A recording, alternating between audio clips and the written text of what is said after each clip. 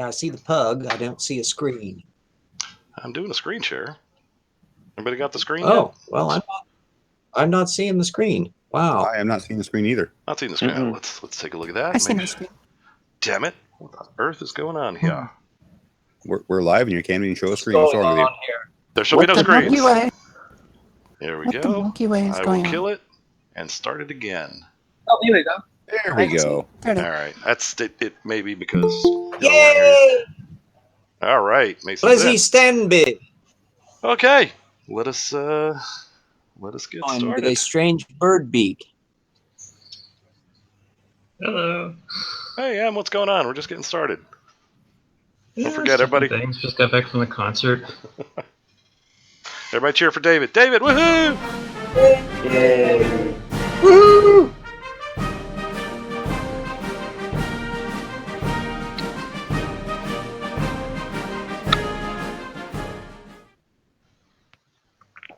All right. Oh, did I screw up the title? Yes. Yes, you Oh, heck. Oh, darn it. I was sure I got it right. Ah, heck. Okay. All right. Is there anyone that doesn't know the general procedures? You yell drink if anything stupid comes up. You've got the floor. Don't talk over anybody. When the first person that calls drink is done, anybody else is welcome to jump in. Blah, blah, blah, blah, blah. Everybody's got that, right? All righty. Oh, yay. Somebody's actually picked up on the moniker I gave Jeran a long, long time ago. Jeranism. Jeranism. I like it. Very Very nice. tonight.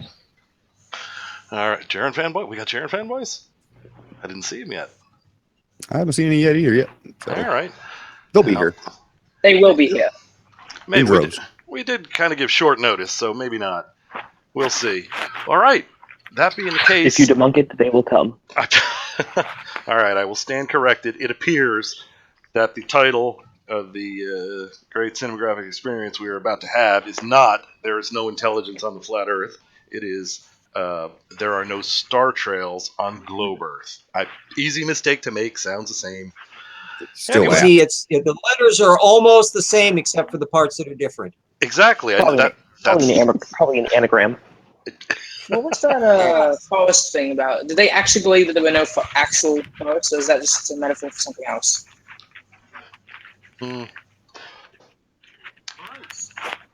The world may never know. All right. Everybody. Oh no, I haven't issued the blanket apology yet. For everybody watching, everybody participating, it's gonna be Jeranism. I'm sorry. Okay, here we go. Astronauts to the moon. Ignition sequence start. 2, 1.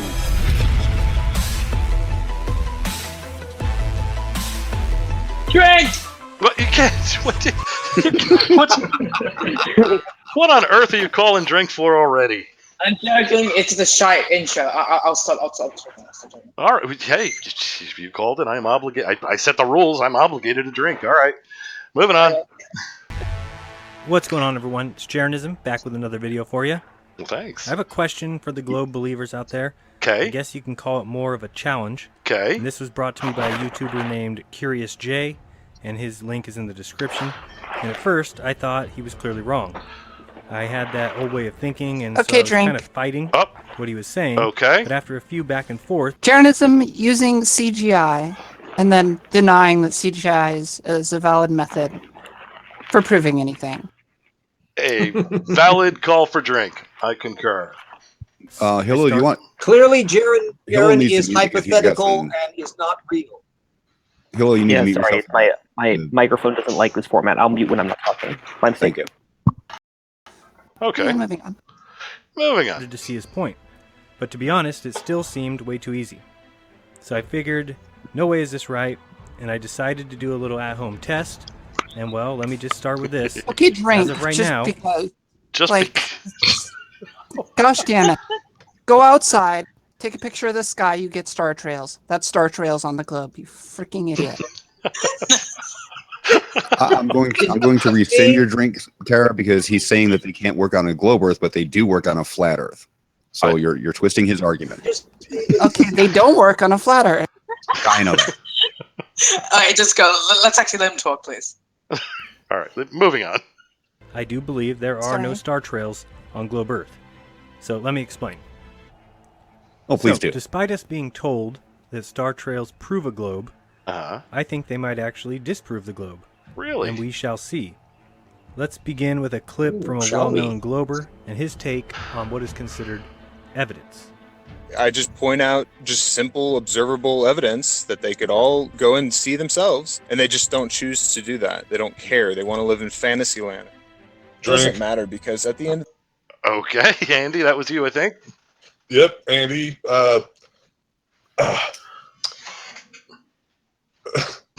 Just drink. My God. I can't even actually formulate this one into words yet. Sorry. All right, we'll come back to you. Moving on. The day, the objective truth is not what they're spitting. So if they're really after truth, then they're not being truthful with themselves. They're not being intellectually honest. So, according to you, you point out simple, observable evidence that we can all just go see ourselves, but we choose not to do that. That we don't care, and that we want to live in a fantasy land. So let's see who's really being intellectually honest here. Yeah, that's what he said. What you don't see, can't see, or won't see is that you are backing mainstream science, using mainstream science as the foundational or underlying truth, and then saying that we are not being truthful because we have a bias. Drink. Can you not see? Now I can finally word it. All right, good enough. Okay, sitting down and looking at the sky has nothing to do with mainstream science. It has to do with everything that Jeran always says that everyone needs to go and do. Open your eyes. Observe. There's no mainstream science involved with being born a human and having the ability to look at stuff. This is true. This is true. You don't even need a time lapse because in principle, any astronomer over the last several thousand years who is careful and meticulous about where the star rises and how long it takes before it sets and where it sets can in effect fundamentals of the fact that things are going in very predictable paths and they're not explicable if the Earth is flat. Not just predictable paths, but predictable to the point where we could build stone monuments and track these things through stone monuments to allow agriculture to take a hold. I do also want to say this, that even if this fucktard is correct, the Earth can still be a globe, but it can be stationary. The stars can just move with the Earth being stationary, of course. But all he's doing is proving geocentrism. He's not proving the flat Earth. The Earth can still be a globe and be stationary, for fuck's sake. Okay, I'd like to point out that we are now rated MA17. 3 more iterations of the F word, and we'll have to go to R. Okay. We'll have to substitute fudge for the big F word. What's intriguing about Jeran, let's go Battlestar Galactica on it and just start saying frack. I prefer the German root word of frickin'. So all right, frick. I'm a fricker. Having seen enough of these Jeran videos, what's interesting is how long it takes him to wind up to not tell us what he thinks is going on. So he indulges in a lot of rhetoric and a lot of pretty little graphics and that, but he doesn't really spell out what his point is. And it just is a perpetual coming attraction. Well, reason is because he doesn't have one. No, there's a reason for that, RJ. And it has to do with monetary reasons, because YouTube is based on a watch time system now. So the longer his video is, as long as people watch the ads, they get more. The more money he makes. Hey, I want to get on that bandwagon. Aha. Yeah, so AdSense is based on watch minutes. And speaking on the whole mainstream science, simple geometry predates mainstream science by a long shot. You're not expecting Jeran to know anything about the history of anything, are you? Ho. Basic geometry. It's not science. Literally, it's not science. Also, RJ, I'm gonna have to call drink on you. Jeranism's images his diagrams are not pretty. They are not pretty at all. They're usually the furthest thing from any kind of diagram. I mean, you look at it, it looks like a 5-year-old just dropped crayons on a piece of paper. Well, there's something in particular I really love about the one that he's using right now, because it shows very explicitly the fact that Polaris is not actually at our celestial North Pole. It is not. It's off by they about... They always try and claim that it is, but if you've ever set up a telescope on an equatorial mount, you know for a fact that it's not. And this graphic shows it beautifully. How does he account for the precession of the equinoxes, or yuck? Does the subject never actually come up in his wonderful... Polaris never moves. It's been in the same spot for thousands of years. It does not precess, according to him. I see. Okay, there's more. Why am I surprised that he's flushing more factual data down the drain?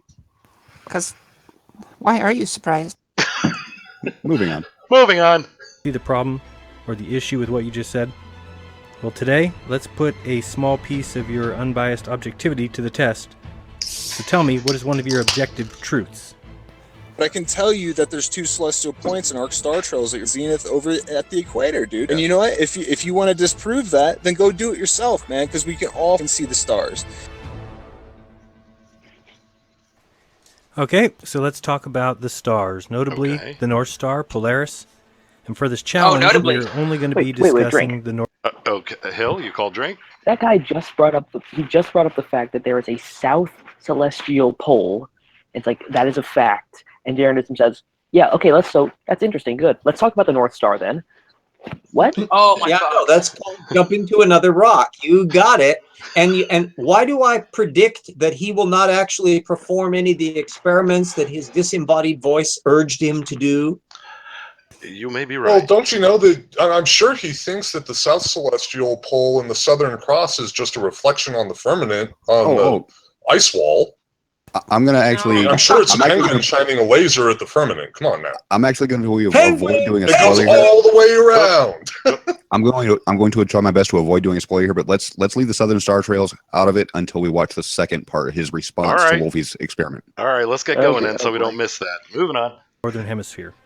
Okay, so let's just worry about that first. The goal here is to narrow our observations down to one specific point and see if we can decide what reality shows and ultimately what the truth is. We're going to watch reality shows. On the screen now, I'm going to go through this 5-step process, but they will be very short. So step 1 will be what we see in reality. So regardless of whether the Earth is curved or flat, we're just going to be discussing real quickly what exactly we do see, what do photographers see, what does everyone see. Second step will be what they tell us is going on. So this is going to be what is in textbooks and what is the mainstream explanation.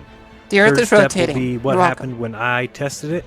So I'll show you the results of you my botched particular it. test. I got that one. Fourth step will be my conclusion. So I'll just simply state what I currently him on a botched experiment. That's the scientific method. That's not how And the it works. fifth step will be a challenge to the We're Flat going to get Earth a debunker test. crew.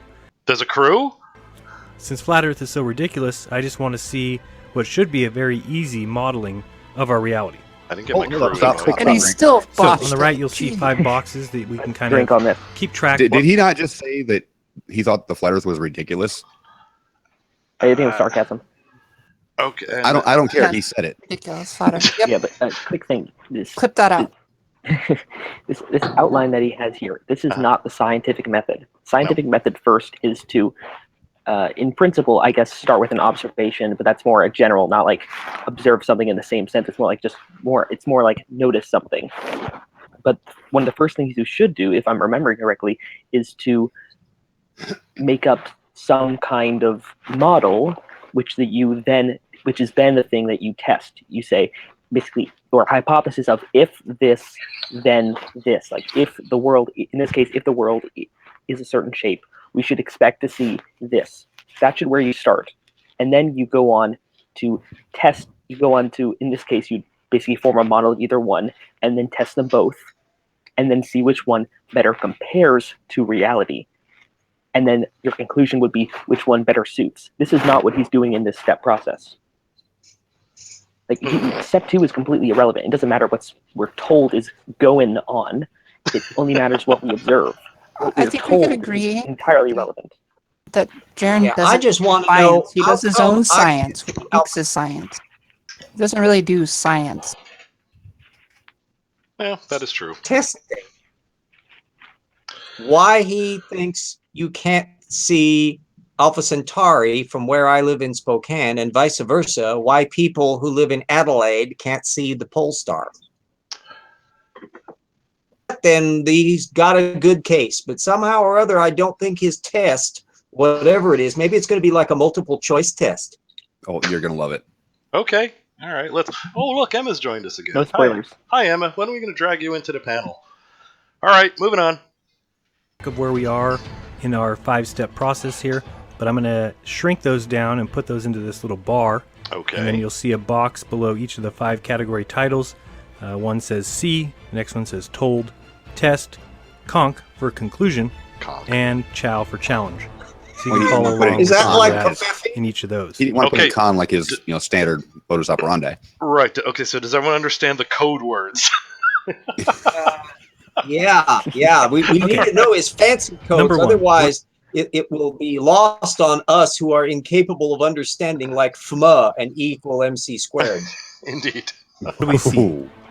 So when someone in the northern hemisphere fixes their eyes on Polaris, what do they see? Well, they see the stars rotating around Polaris in a counterclockwise direction. And if a photographer sets his tripod, say on his front driveway, he points his camera at Polaris and sets the time lapse, and he can walk away for hours, and the camera will stay fixed on Polaris.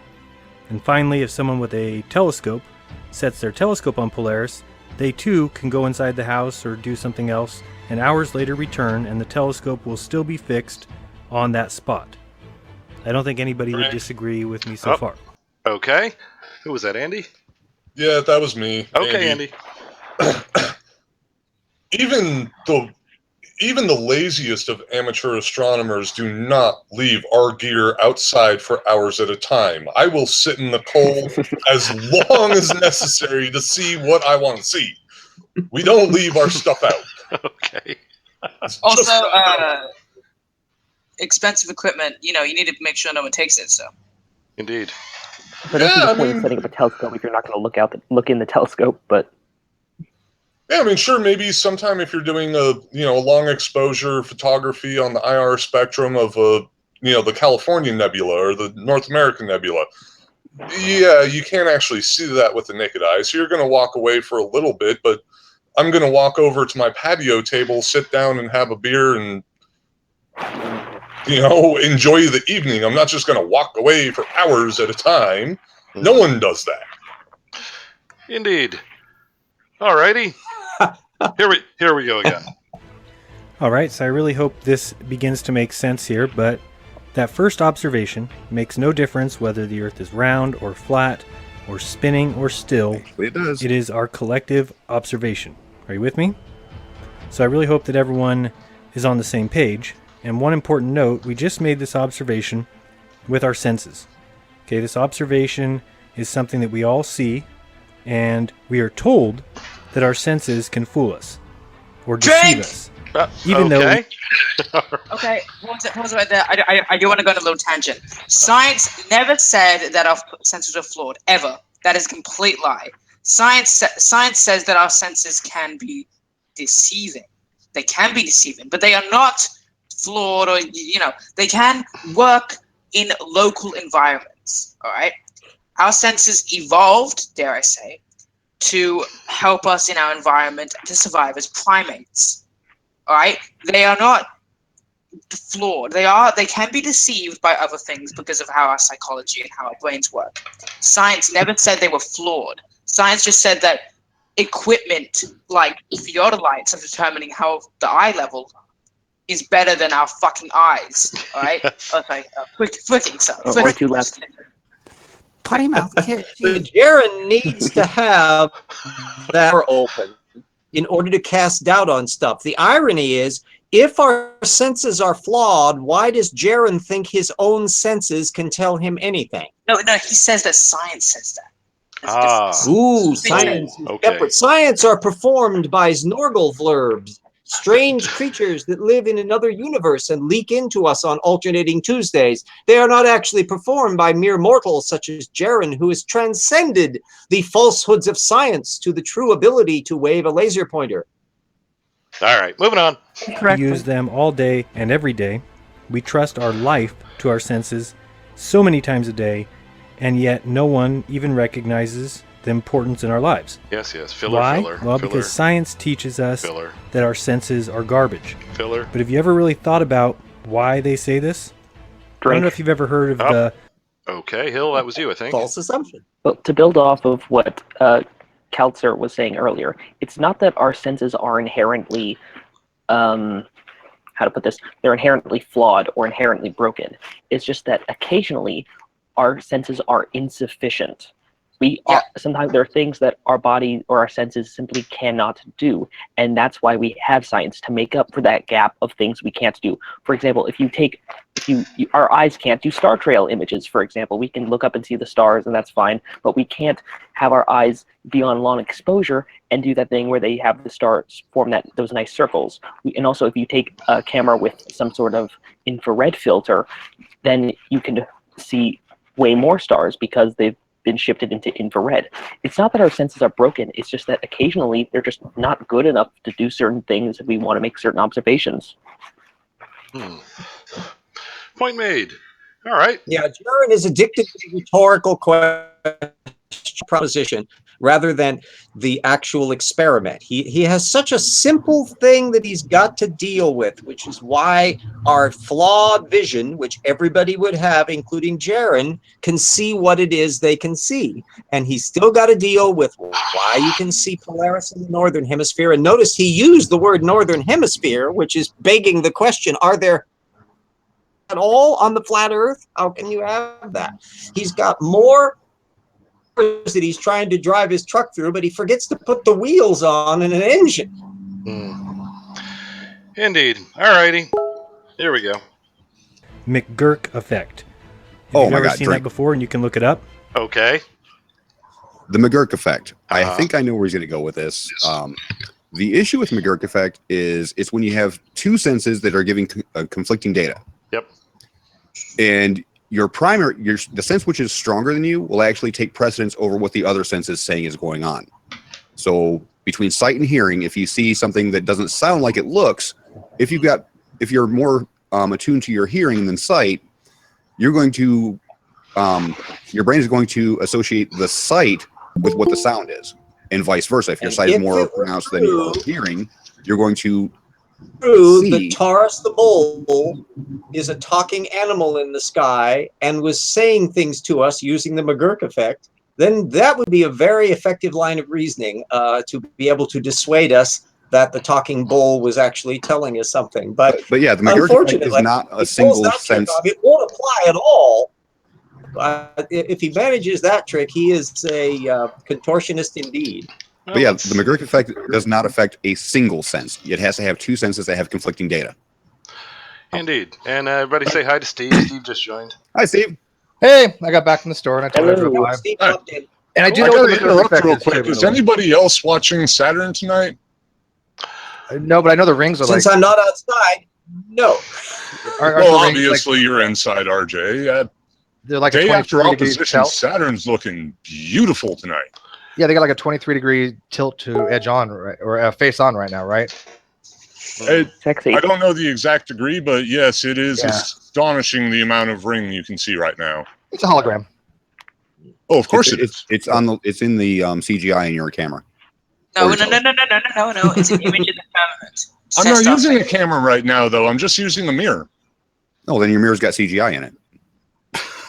When did I install the CGI in my mirror? The manufacturer did that. It's factory installed. I'm the manufacturer, though. I ground it. You did it when the brain waves that are transmitted from the cell. You've obviously deceived yourself. Remember, our senses are flawed. You did it without realizing it. You're actually being controlled by the Illuminati. You're not even in here right now. Just let I'm you an know. Illuminati android. Penguins. Oh my God! Not the penguins again. Yeah, just Illuminati. Andy, I hate to tell you this, but you're just an artificial intelligence. Well, you know, if I'm Data, I'm Data. Oh, okay. Let's move on so we can see how Jeran perceives the McGurk effect. All right, moving on. Here we go. Basically, you have somebody who sits there saying to you, "Ba, ba, ba," and Yes, you we all watch saw it. them say that. And then the program will replace the picture, and instead it will be the man saying fa, but they continue playing ba.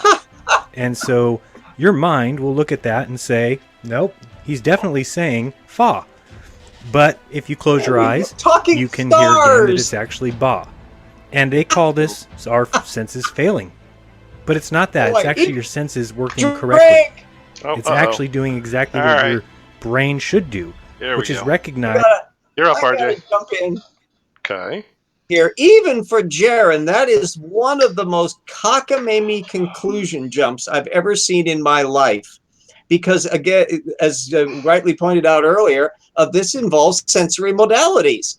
This involves you hearing and seeing things that can conflict. None of that involves with some little monkish astronomer sitting out there with or without a telescope, seeing the movements of the celestial bodies. There's no sound. There's no multiple thing. This is a total colossal red herring. And it's 800 miles away from his promise to tell us what test he was doing in order to tell us why we can see the Polaris pole star in the northern hemisphere and not in the south, or why the stars move which they do. And even without the ring bit of a time lapse, you can still measure where they rise and when they set. So this is a colossal red herring. Who wants to make a prediction that Jeran will not say what the second sense that's giving conflicting data with the stars is? Me, I'll bet that. All right. Well, let us move along and see. It is impossible to say ba with the front teeth scraping against your lip. That's why our mind says he's saying fa. All right. But what is happening there, and hopefully everybody recognizes this, is you are being fooled with something that does not happen in reality. Nobody will ever come up to you and be saying ba, ba, ba while rubbing his front teeth against his bottom lip and saying fa. Drink. What does this have to do with anything? All right. Andy, that's you. I take it Jeran has never met an individual that's unfortunate enough to have false teeth. It's real easy to say fa and have your teeth unfortunately touching your bottom lip. Even so, it's totally irrelevant. All you need to do to disable the McGurk effect is to shut your bloody eyes or put something over your ears. And I believe it is possible indeed, to do astronomy with earmuffs on, and it does not change what you see. That is true. However, I've got you plug guys your nose? completely read it out on my screen, and I have earbuds in, and yeah, Saturn looks the same no matter what. Hey, still Saturn. Yeah. Can I say drink just because I want to drink and I actually bought alcohol tonight just for this occasion? You can drink, and here I go. Yes, thank you very much. Glub, glub, glub. Good enough. All right. So I just want to do that. Thank you. Not a problem. Not a problem. I wonder how much filler he's got. I wonder how much filler he's going to make out of the McGurk effect. One sentence would have done. Well, I don't know. Since Steve has alcohol, I have to do a little aside and say hats off to Steve. He actually he moderated a debate with Kent Hovind in his channel today. And it was astounding, and he definitely deserves to drink a lot after that one. And listening to him was painful. The King Crocoduck, he held his own. I didn't have to say a word hardly. They will be back again. They're going to have a part 2 to FYI. So we'll do that. I'm sorry I did a plug early, Si, but Steve earned it. Beer, no, not at alcohol all. Night, yes. Not at all. Not at all. I love you, Si Strike. I love your channel. You know that, right? Oh, thanks. Oh, he's drunk already. Oh, I love you guys. It's purely non-sexual, so don't get too carried away. Okay. Well, maybe a little. Well, there's alcohol involved, so you might not want to say that, Steve. Yeah, 3 beers. There were 4 more beers. It'll be slightly sexual. Right, about 5 minutes. I think we need to get this McGurk effect filler over with. So yes, all right. Let's. Impossible. We may so do your some brain jumping is if he actually keeps it doing up. exactly what it should do. Yeah. Okay. But what's happening is what yeah, we're going to do wait, is make another video all about senses. Okay. Because I think it's important. What I've realized is that they tell me not to trust my senses, and I believed them. Bullshit! The sun looks small, but science has measured it. How much do you want to bet that he's going to make this a tag team event with Daphne Rimmel? All right, Coulter, did you call drink? Okay, yeah, I did call drink. Now here's the thing, right? Yeah. When you see the moon and it has craters on it, and you still I don't know if Jeran believes that it's a light. You can tell that the moon is a rock. It is not a light. This is probably not aimed at Jeran because I'm not sure what Jeran thinks of the moon. But I'm just saying that, like, flat earthers, when they say that the moon is a light, you can trust your own senses. You don't need a telescope to see that the moon is a rock. It has craters on it. So I just wanted to call bullshit. You can definitely trust your senses about what the moon is. You can just use a telescope to enhance them. Yes, I would agree. Yeah, I still want to know who it is that's actually going up and turning off certain portions of the moon every single day. No. I mean, that's okay, got to be the most boring job in the world to just turn light bulbs on and off. You would think. All right, let us get going here. It's 900,000 miles across. Well, geez, you're right. I guess my brain doesn't work. I shouldn't trust my senses. But time out.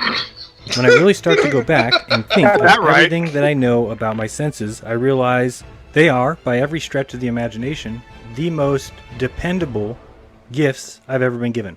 The most trustworthy thing that I have. Drink. Here's... Okay. Drink just because of the self-contradiction he just did. He talked about the McGurk effect and how unreliable senses are, and now he's saying that they're the most reliable things he's got. Indeed. Definitely drink-worthy. One thing we can observe about Jeran, he has the attention span of a gnat. All right. Here we go. What has happened. Long ago, men realized we have our 5 senses, then our brain. And through a combination of both, we operate our lives. Well, if your brain is changed, if your mind is changed, if your perception is changed, if you are taught lies as truth, well then guess what? Your senses can begin to fail you. Okay, where's the actual So content? where is the proof that my senses actually fail me? Because men say so? Drink. All right, Hill, it was you? Okay. Okay, just if you are taught something, you know, RJ, Hill got it. You can RJ! Interesting experiment. RJ, it's Hill. Of a Jeran peak and put absolutely preface to it. Okay. You could be talking about double entry bookkeeping, or the claim that the moon is actually made of cucumbers, or the notion that Adolf Hitler was actually the mistress to Cleopatra.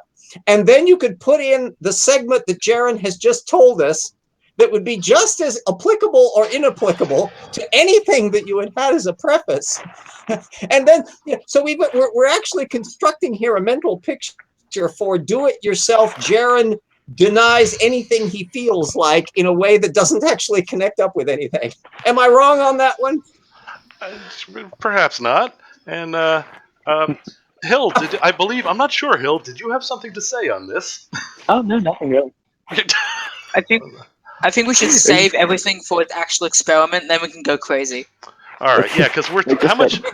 Just if you are taught something incorrect, even if you are taught that incorrect thing for your entire life, that does not impede your ability to have your senses. Sure, you're probably going to be biased, but that doesn't stop your actual senses from working. It's not your senses. If you have bias, your senses aren't distorted. It's how your brain perceives what's happening.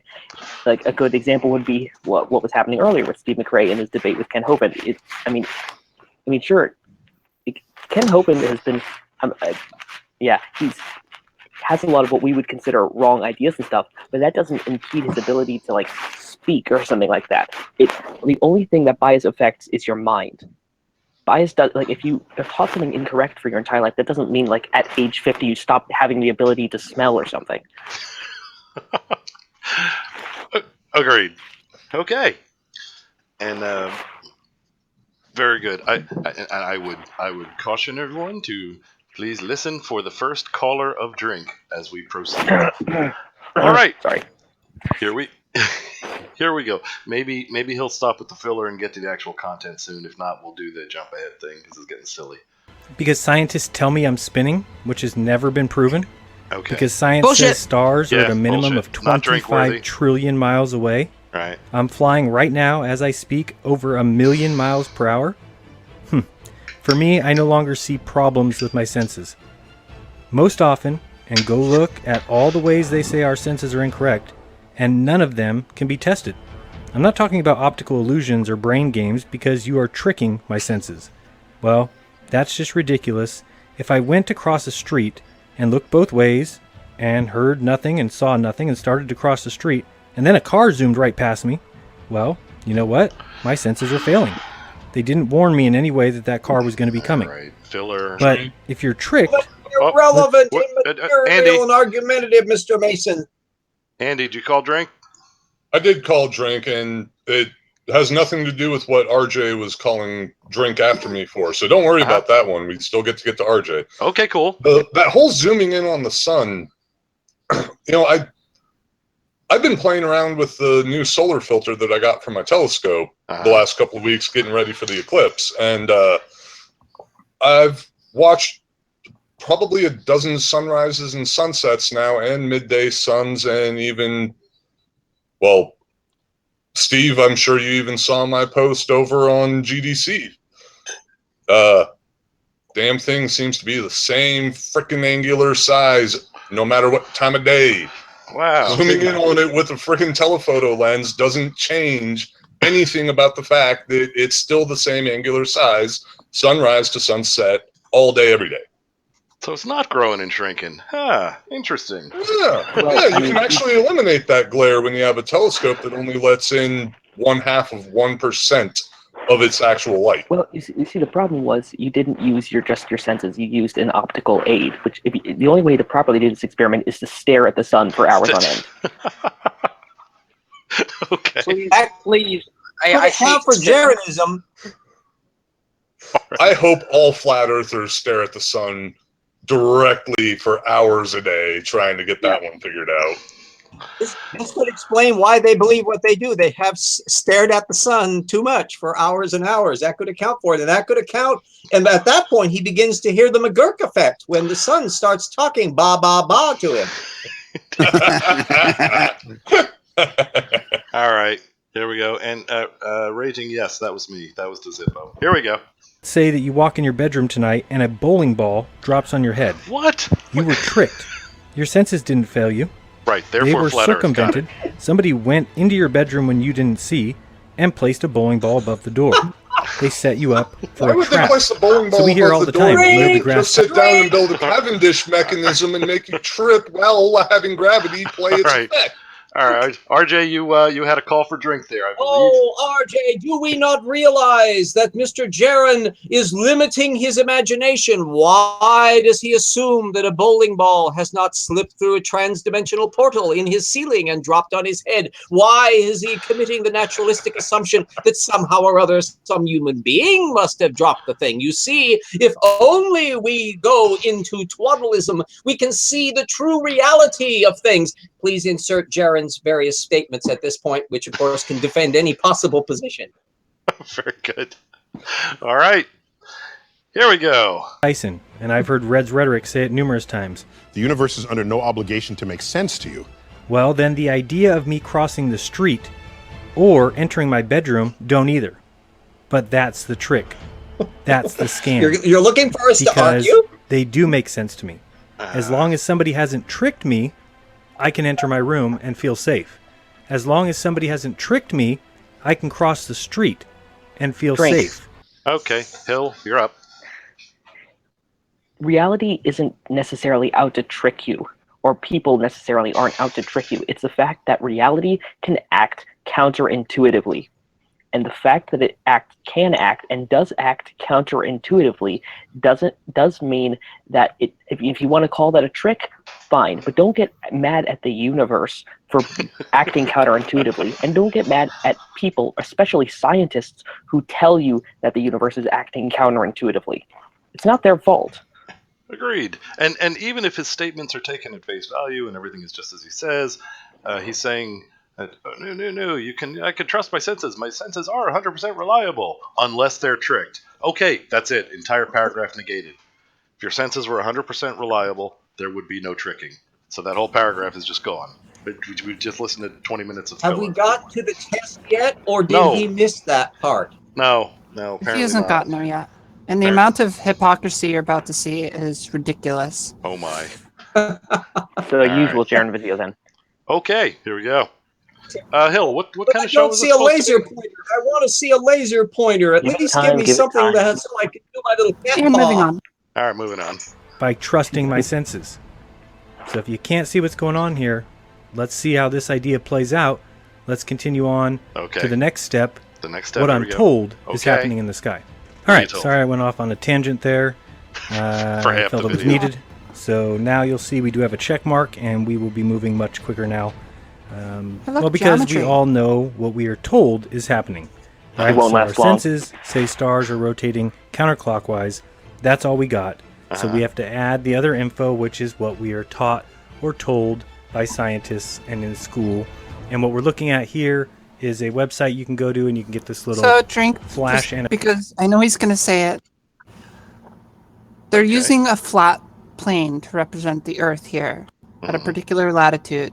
So I just want to point out the fact that he cherry picked this very source for that reason. Cherry picking and Jeran? Oh, say it Very ain't much so so. that he wouldn't try a trick so stupid as Get that. that drink out of the way and move on from that one. Okay, I hope everyone Also, was seated if he for does go down that road, which you're right, he probably will. You should will. point out that I'm pretty sure you can change the latitude on this thing. So, Yeah, I'm sure. wherever you go, it'll show pretty much the same flat Earth, but different star positions. He'll ignore that, though. Also- He's going to also- ignore Not that. only that, but it shows the isn't entire. it- It shows the stars as a sphere around him. So unless you want to say the Earth is flat with the spherical thing It's a around slider it. at the bottom. To take It it a says step, latitude. to He'll take say it a nothing step about it. simpler, look at the text on the right side of his screen. He did not read any of that. He shows Especially it, the though. last paragraph. Stars near the Stars celestial poles with an S. Well, I'm sometimes I seriously wonder if Jeran even understands what it is that calculus is in any way, shape, or form. Oh, no. Does he know evidence? Does he even know what the word is? Does he know that that is a math? No. I can answer that question. No. Okay. He riffs off of things he picks up on the internet. Well, now that he's actually doing stuff, he's bound to make some assertions. So let's let him start digging the hole, shall we? Here we go. Oh, yeah. animation where you can add stars and you can see what they say is going on. But even in this particular image here, you've got a problem in the fact that it's showing a flat level plane. Fuck you. And it's showing the stars as part of a celestial sphere, which is not what science said. It is showing a point that is tangential to your point on the Earth. It's just the way they appear to us. And this kind I of had to let that one shows how slip. We've stars said it enough already. supposedly are orbiting or circulating Sometimes into I get a what little we crabby. get as star trails, and you'll see those paths on the screen Hey, here. change the latitude, now remember, Jeran. it's because we are spinning. That's what we're taught, that's what we're told, that the Earth itself, the giant ball Earth, is spinning, and that's causing star trail images that we've all seen. We've seen thousands of them, thousands of videos. So I would say that we're all in agreement so far. Okay. All right. Sounds like you, RJ. Yeah, RJ here. First off, one question. How far are we into his video and how long is it? We're coming up on halfway through. It's 24 Remember minutes. that the talking voice that he had up in the early part of the show explicitly requested that he perform the experiment himself where you can actually do a time lapse to show the rings of the star movements. We haven't seen that yet. He's getting there. Just let him All get there. right. So he needs a little more digging time to dig his grave there. Okay. Oh, okay. Oh, All he's right. got his little shovel out and he's he's getting to it. digging his Okay, grave let's first. Okay, understandable. Very good. Hey, look, Dev has joined us. Howdy, Dev. Welcome. Long time no see. Alrighty. And moving on. If we stick to one, what we observe certainly looks like stars going around Polaris. Two, what we're told. We're told that the stars aren't actually moving like that, that is a result of us moving basically our spin.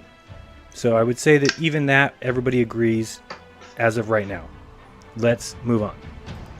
All right, so we got our second check mark, and now we're going into the testing phase. Okay. And before any test, you want to have the questions that you want to ask. So my questions were, do star trails represent what we would see while living on a globe? Second question was, if we set up a camera and aimed it at Polaris, would it stay put? Third question, can anyone model what we do see in reality? And 4, if not, is there anything left to do to prove that the globe is a lie?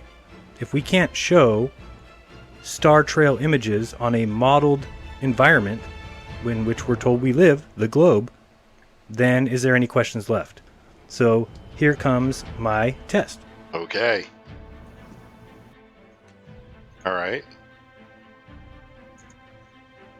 No, that's a hook. It looks like that's Polaris. All right, so we're looking at my house here. And you'll see I tied a string to the ceiling. Oh, come on, that's We're gonna call mine! that Polaris. Well, hold on. Sure that All right, hold on. Yes. He's got a representation for the North Star, but he's doing it in the daytime.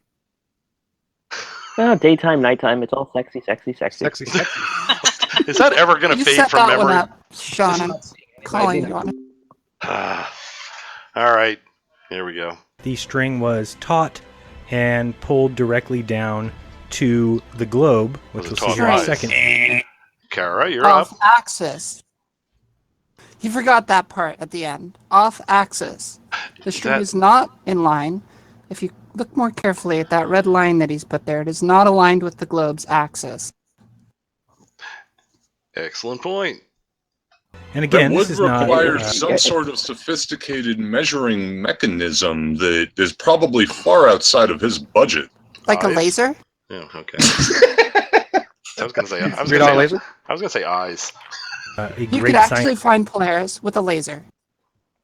Scientific test. This is just primitive, but it was enough to show me what I think is enough to do this video. So you'll see that the string is actually straight down to the South Pole. Wrong. And it's pulled tight enough that there's no slack there. So I felt that this was a pretty good representation. Yes, the North Star is so much further. And by the way, that's Mr. Puppy there. And if you don't like his name, well, I don't know. Talk to him. He picked it. He wanted Mr. Puppy. Okay. A lot of options on the table. He went with Mr. Puppy. So this is the little testing apparatus I have. I then attached a laser pointer. Okay, just one of the ones that's $1 you can buy. My God, Jeranism is Dr. Evil. Until it was pointed at that star. Okay, so what this is the equivalent of now is a camera that is fixed on Polaris, and it's about to take time-lapse footage. Because as the... Stop it. Who was it? Was Cara? Was that you first, I believe? It was Cara. Cara, you're up. Okay, so it cracks me up because he's got this keychain hanging from the bottom. Keychains have weight, so whatever he has, or he's using to mount this laser, the keychain's going to pull it down and at an angle as he rotates this thing, and you can see it happening in this frame. All right. Okay, actually, two quick things. Actually, if you look one at the string, that doesn't look like it's even remotely pointing along the axial point of the globe, and the laser also doesn't look properly aligned with the even with the string. No. It's not like it should be, the laser should be pointing directly at the North Pole. It's just that the two should be pretty much parallel. Agreed. And the little ceiling pole star is apparently relatively close to the Earth, about the same distance as the Moon would be. Well, for these purposes, that doesn't matter. It's entirely irrelevant. To better extrapolate on what Hill is trying to put out, you see the arc that is holding the axis of the globe. The string is not lined up left to right with that little arch mount. It's actually, the globe is actually rotated to the right. So it's not even pointing at Polaris to begin with. Secondly, It never shows that angle, though. It's hard to tell that. Actually, there's one shot where he actually gets a good shot of it. And Kind of, Wolfie yeah. actually pointed You have it to out. look for it, though. Yeah, well, why would he want to debunk himself? But Even also if he the does laser, on a regular basis. the laser's not pointing north to south. You can actually see that with the longitude line I that's think right that's next the to it on the weight. right. Because if it, at the top, I think it might have been more aligned than it is now. No, because the frame where Wolfie actually got from was when he was right before he started to rotate it, and it was almost edge on with the mounting arch. I think we can all agree it's probably a mixture of the weight of the keychain itself and Jeranism's general ineptitude. Well, Not just that, could be but I still want to know Probably when some combination he's of going the to two. build a freaking laser that's as long as North America. No. And it's so big that it occupies a full percent of the entire Have we Pacific figured out Ocean. by now that flat earthers don't understand scale? That is true. Yeah, but the orders of magnitude stuff, and Yeah, so it can perform all sorts of happy experiments. I think it's like trying to recreate the sinking of the Titanic in your kitchen sink. You know, you got a scale problem. Indeed. Well, And another problem that he's got is, he's trying to do this on a different angle than the ceiling. The ceiling's not level with the equator, and he doesn't have the laser pointed directly at the axial point, so it's going to make a larger arc as it moves away. Exactly. Yeah. It'll become the circle it makes will be a circle. If you have it on a flat, if you have it on a ceiling that is flat compared to the globe, it will make. If you have a laser as it goes around, it's still going to make a perfect circle around Polaris. But if you have it on a ceiling that is tilted, the circle will be as it moves further down, as the laser goes further around in this circle on the Earth, as it goes along the ceiling, the circle it makes there will be oblate because it's landing on a surface that is not, it's weirdly shaped in regard to the laser.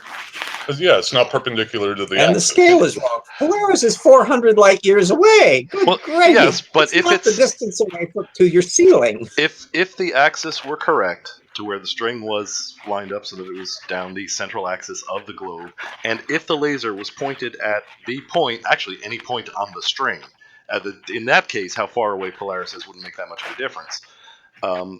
It would not make circles at all. And from Sean's point, that the arc that's supporting the globe seems to be misaligned with the string. I guess when he actually does the experiment, by whatever the traces show on the ceiling, that we should be able to determine that.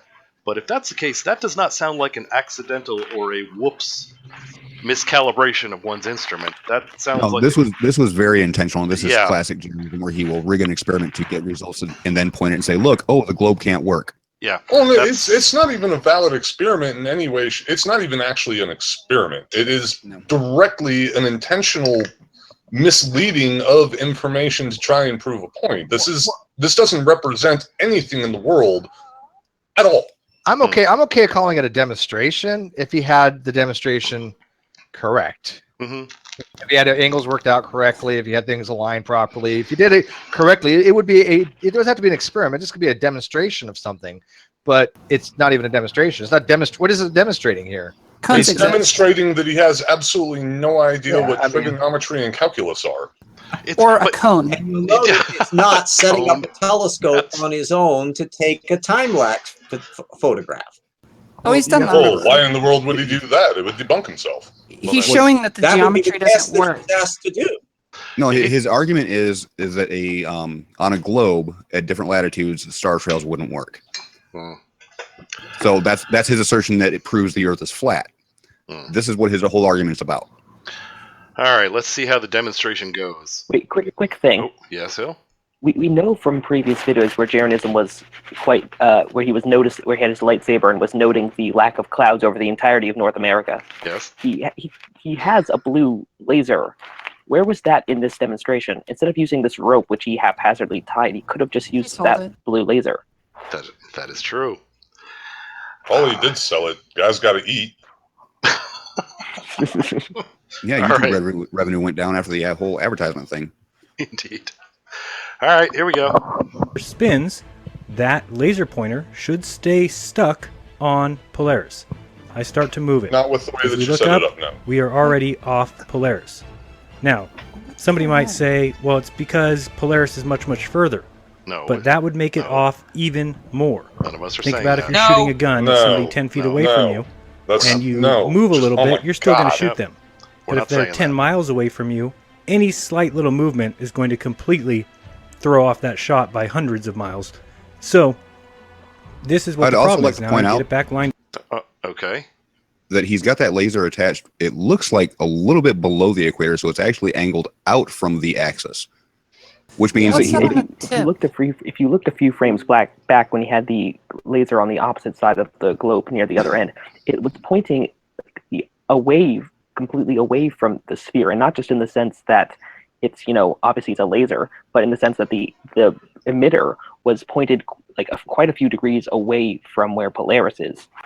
Well, this is actually the perfect frame that we stopped. This is actually the perfect frame we stopped on, because you can see Fortunately, it looks like, unless that's a scrape on the globe, it looks as a nice line pointed directly at us.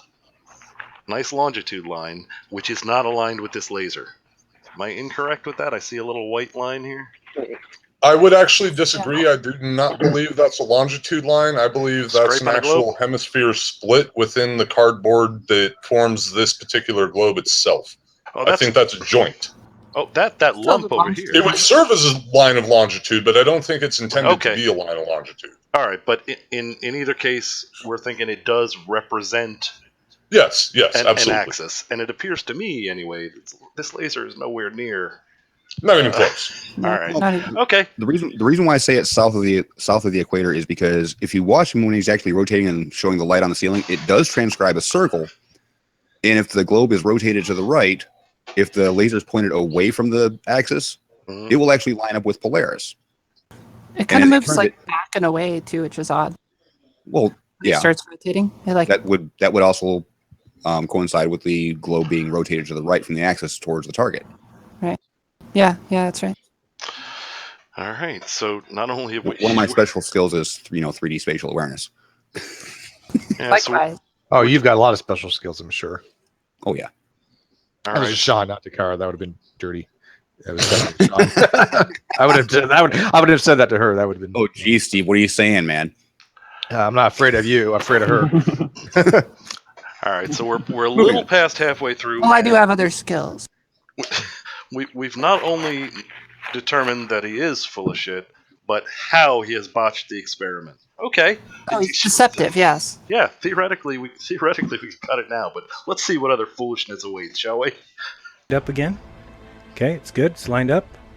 Would you agree? No. And this test can be done from anywhere in the northern hemisphere. Now, one of the problems I saw here was if you look, my laser might be considered pretty close to the equator. Now, obviously, it's nowhere near the equator. That's because we can see, Mexico and we can't even see South America from here. So, okay, Andy, I think that was you. Yep, that was me, Andy here.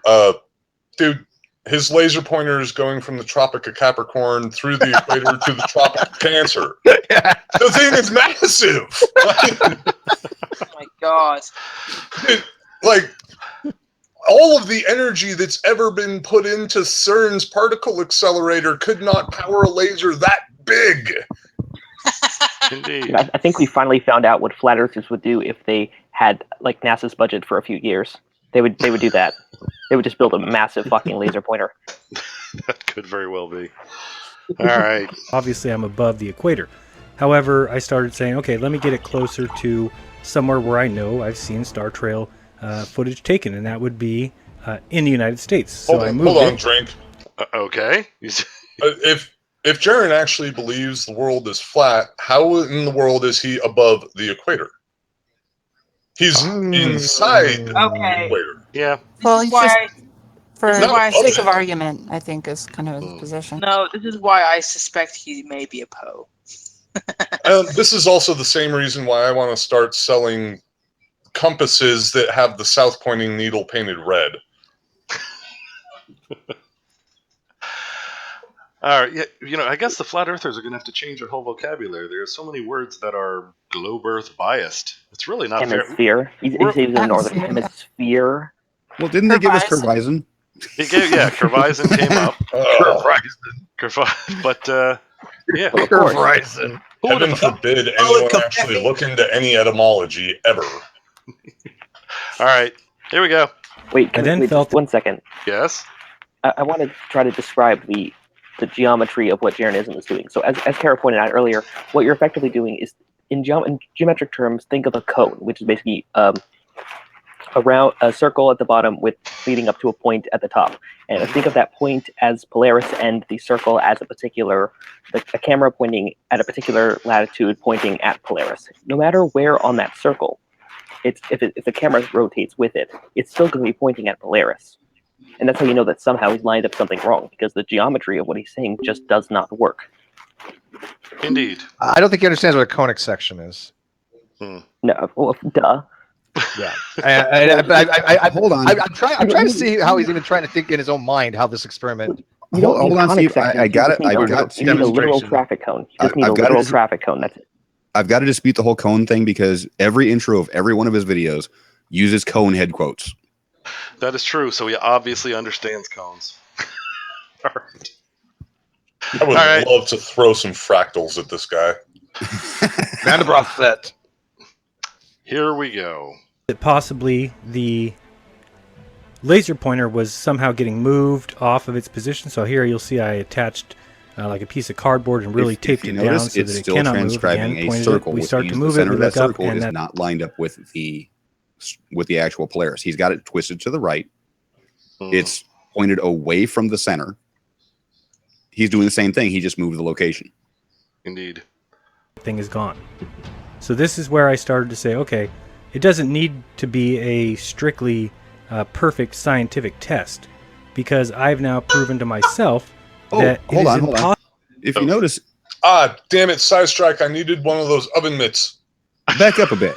Back up again and watch what happens to the laser. He's actually doing it by hand. He's not rotating the globe at all at this point. That's what I've been wondering when the hell the Earth has been rotating. So this is where I started to say, okay, it doesn't he been moving this by hand the entire time? Strictly no, he actually was rotating the globe, but now he's actually moving it by hand, or he's moving the globe I've now itself. proven to myself that it is impossible to stick a camera on a tripod in your driveway, pointed at Polaris, and throughout the night, the motion that we get to anything with the central axis. That circle was, Okay, if so, that's completely by hand. It's a huge circle. Yeah.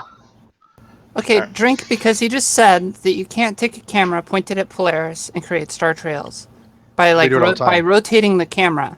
Does he not know that you can take an equatorial mount and reproduce star trails?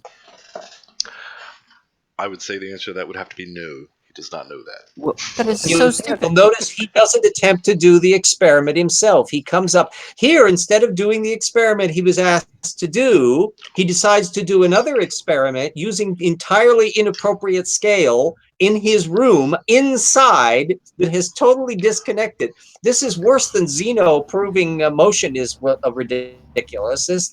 Because he doesn't even use a trace of actual logic. He's coming up with a little cockamamie stuff. It's fascinating. The thing is, yes, he is. He's using perfect logic and then doing the experiment wrong. Conceptually, okay. It's just the demonstration sucks. But is this the video that he said was supposed to be like the bullet in the rounder model? That he was talking about? Yes. Okay. I heard about it the other day. Somebody pointed out to me. I just want to make sure. All right. Quick thing, that Jeranism is doing this experiment wrong. He's not doing star trails. He's pointing a laser pointer at where he thinks the Earth's axis is, except extending. If he wanted to really do an experiment with star trails, he should fucking cover his room in Christmas lights or whatever. And rotate them around the central axis. Attach a camera to a sphere, turn on all the lights except put up some Christmas lights, turn them on, rotate the sphere. You're going to get star trails.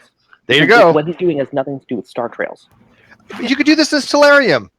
I've said it for a while. Just stick a GoPro on a globe and hit record. You are creating star trails. Even of your room. You can create star trails of your room. Just to plug myself, within the next few days, I'm going to try to get some kind of small camera, attach it to a globe, and do this properly. Okay. You know what? Walmart is still open. I wonder if they sell globes. Jism would ask how many loads the tripod had. Not here in Spokane. They close at 10. Oh. Well, you can say I Your want phone not is for a cool globes. camera, by the way, if you can get it mounted to a globe somehow. All right, here we go. Of the stars is anything other. So we move on now to the conclusion. It cannot possibly be What do we got? Look at this. There are two. You can see in this video there are two. These stars are starting to turn towards two focal points in the sky. Mm-hmm. Is that near the equator? It must be. Well, no, this you can is see like some of these 45 stars seem to be going relatively. No, it looks well, actually, not the 45 equator, but yeah, 45, you're right. okay. It's going at 45. You can still see the. My point is, that you can still see the stars going towards. Jesus Christ. That's like what? Oh yeah. That's like in South America, or very, very South America. So the pole star to the right is the southern pole star. Yeah, for fuck's sake! Damn, you guys are because of the rotation direction. Really observant. What does he claim? That's Polaris. No, he's not saying anything. This is just background. But like, for fuck's sake, you're not even going to acknowledge that. So he snatched some stock video and didn't notice what the hell he was putting up as stock video. And paid attention to most of the data. All right. I'm working on my second beer. I'll be right back. Okay. Here we go. Time lapse, whatever you want to call it. The North Pole star there must be taking place because of one or two things. Either quite a big conundrum. Earth has two motions, or the stars. Wait. What's with the double voice? In the video. Yeah. He fucked up. Could you go back like 10 seconds? Yeah, sure. Did it? Here you go. Now to the conclusion. It cannot possibly be based on this image here or this video, time lapse, whatever you want to call it. Oh my god. The North Pole star. Okay, why did you make me do that? Give me a good reason for listening to Jeranism. I just wanted to make sure that it was not an error. I wanted to make sure it was an idiot on his end and not an error on our end. Well, yeah, I was listening for a bit thinking, oh, did someone just call beer? Did someone call drink? But no, it's him. Yeah. Okay, important safety tip to everyone thinking of making videos. It's handy to watch your video before you publish it. Just a safety tip. Here we go. Must be taking place because of one or two things. Either quite a big conundrum. Earth has two motions, or the stars have two motions. Oh, you know what? We could have called drink on that. Drink, Jeranism's stupid. And we're told that we are moving and the stars are not. And that's what tells me that this is all a big scam. Now, he's talking. My conclusion is my conclusion based on my evidence. Oh, okay. He's showing the southern celestial pole in this picture. There he is again. Is he trying to do it to take the piss? Is he trying to do it to take the piss? I'm pretty sure that it's pretty. I think someone correct me if I'm wrong, but it's pretty easy to see if this is the southern sky or the northern sky, just because the southern sky has this really big, thick band of stars to the side. Yeah. Plus it's rotating clockwise. Indeed. Okay. At this current time, I believe that the motion of the sky is exactly as our senses tell us. It is the motion of the sky. Has nothing to do with the Earth going anywhere, spinning, or moving. To prove me wrong would be very simple. All somebody would need to do is they would need to model it. And star trails. Now, I don't mean model it on a 3D program. I don't mean model it in a planetarium. Okay. I don't mean model it in a video game. I don't mean in Kerbal Space. Anyway. I don't mean on paper and pen. I mean Cara. model it. I don't mean put a camera out at the North Pole star tonight and then show me time-lapse footage. I know that can be done. That's what my senses tell me. That I can put a camera pointed at the North Pole star and get time-lapse images of the stars circling Polaris. But which method is used? Are the stars moving and the camera stationary? Or is the stars stationary and the camera is moving? You'll see in this little image the same. Okay, Hill, that's you. It doesn't matter if the stars are the one moving around us. I mean, like, technically, it doesn't matter if the stars are moving around us or if the Earth is rotating. Either way, I mean, geocentric or heliocentric, it doesn't matter. It's still a globe. Indeed. It's still a fucking globe. That's what I was taking. All Jeran is trying to do, he thinks he's proving a flat Earth. All he's really technically proving is a geocentric Earth. But it's just saying it's an option. It's not. Yeah. He's fucking up, and he's fucking up his experiment to disprove the globe. When in reality, he's not disproving the globe, and even if he is, he's only proving geocentrism anyway. So he's a fucking idiot. He doesn't understand. He doesn't understand. Well, he's not proving geocentrism or heliocentrism because, like Hillel said, from the Earth, you can't tell if it's the stars rotating or the Earth is rotating. There's no frame of reference. What it does suggest is that the Earth is not flat. Yeah, science didn't determine that the Earth is spinning by looking at star trails. No, we determined it by what was it? Stuff like whether it's Coriolis, there's Volkat's pendulum. Oh yeah, there's that. There's probably other things that I can't remember right now. Sticks, don't forget the sticks. Sticks, lots of sticks. Eratosthenes. No, that's again for the shape. That's not for geocentrism or heliocentrism. Also, don't forget that sorry, not parallax. Things all these light years away would have to travel like thousands of times the speed of light. So fuck that. Yeah. Okay. There's that too. By the way, we reached our rating like a half an hour ago. Okay, very good. Moving on. Kind of idea of what we got with the Lego camera pointed up and showing the North Pole, but if you look at this movement, this would not create star trails. Now, here comes why not? the last... What is it? Okay, if he's saying it would not create... Demonstrate it. If he's saying it would not create star trails... Hold on. I want to point out that he's saying, in his second video, he actually says to place a camera on a ball and make star trails. And now he's saying it doesn't work in his first video. Interesting. Well, you know what? I'm going to do it anyway. All right, yeah, we might as well. I mean, this is as far as I can tell, this is probably going to be, since we already have a camera laying around, about a $20 experiment. Okay, moving on. Fucking final part. Making me fucking get out my fucking Christmas lights. Jeez, for the love of God, how high is that camera? It's in orbit. I think that's holy moly. I mean, we were talking about 800, 900 miles. Just eyeballing it, I would say about 800 to 900 miles.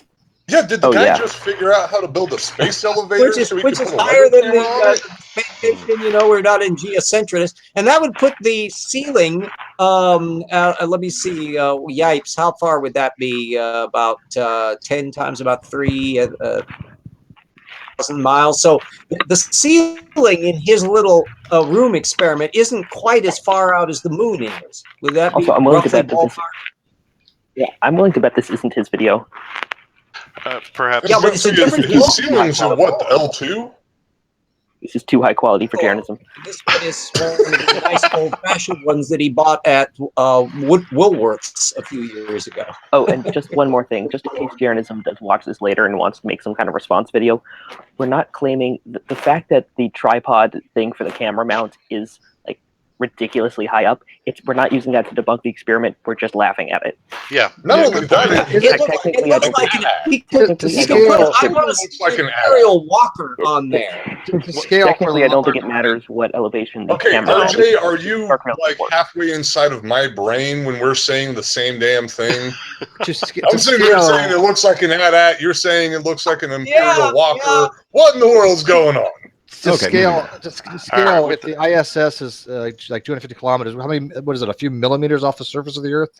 Something like that. All right, so the ISS is totally able to wrap up that AT-AT's legs and knock it down into the Atlantic. Right? Yes, exactly. It would just be somewhere down in the bottom of those legs there.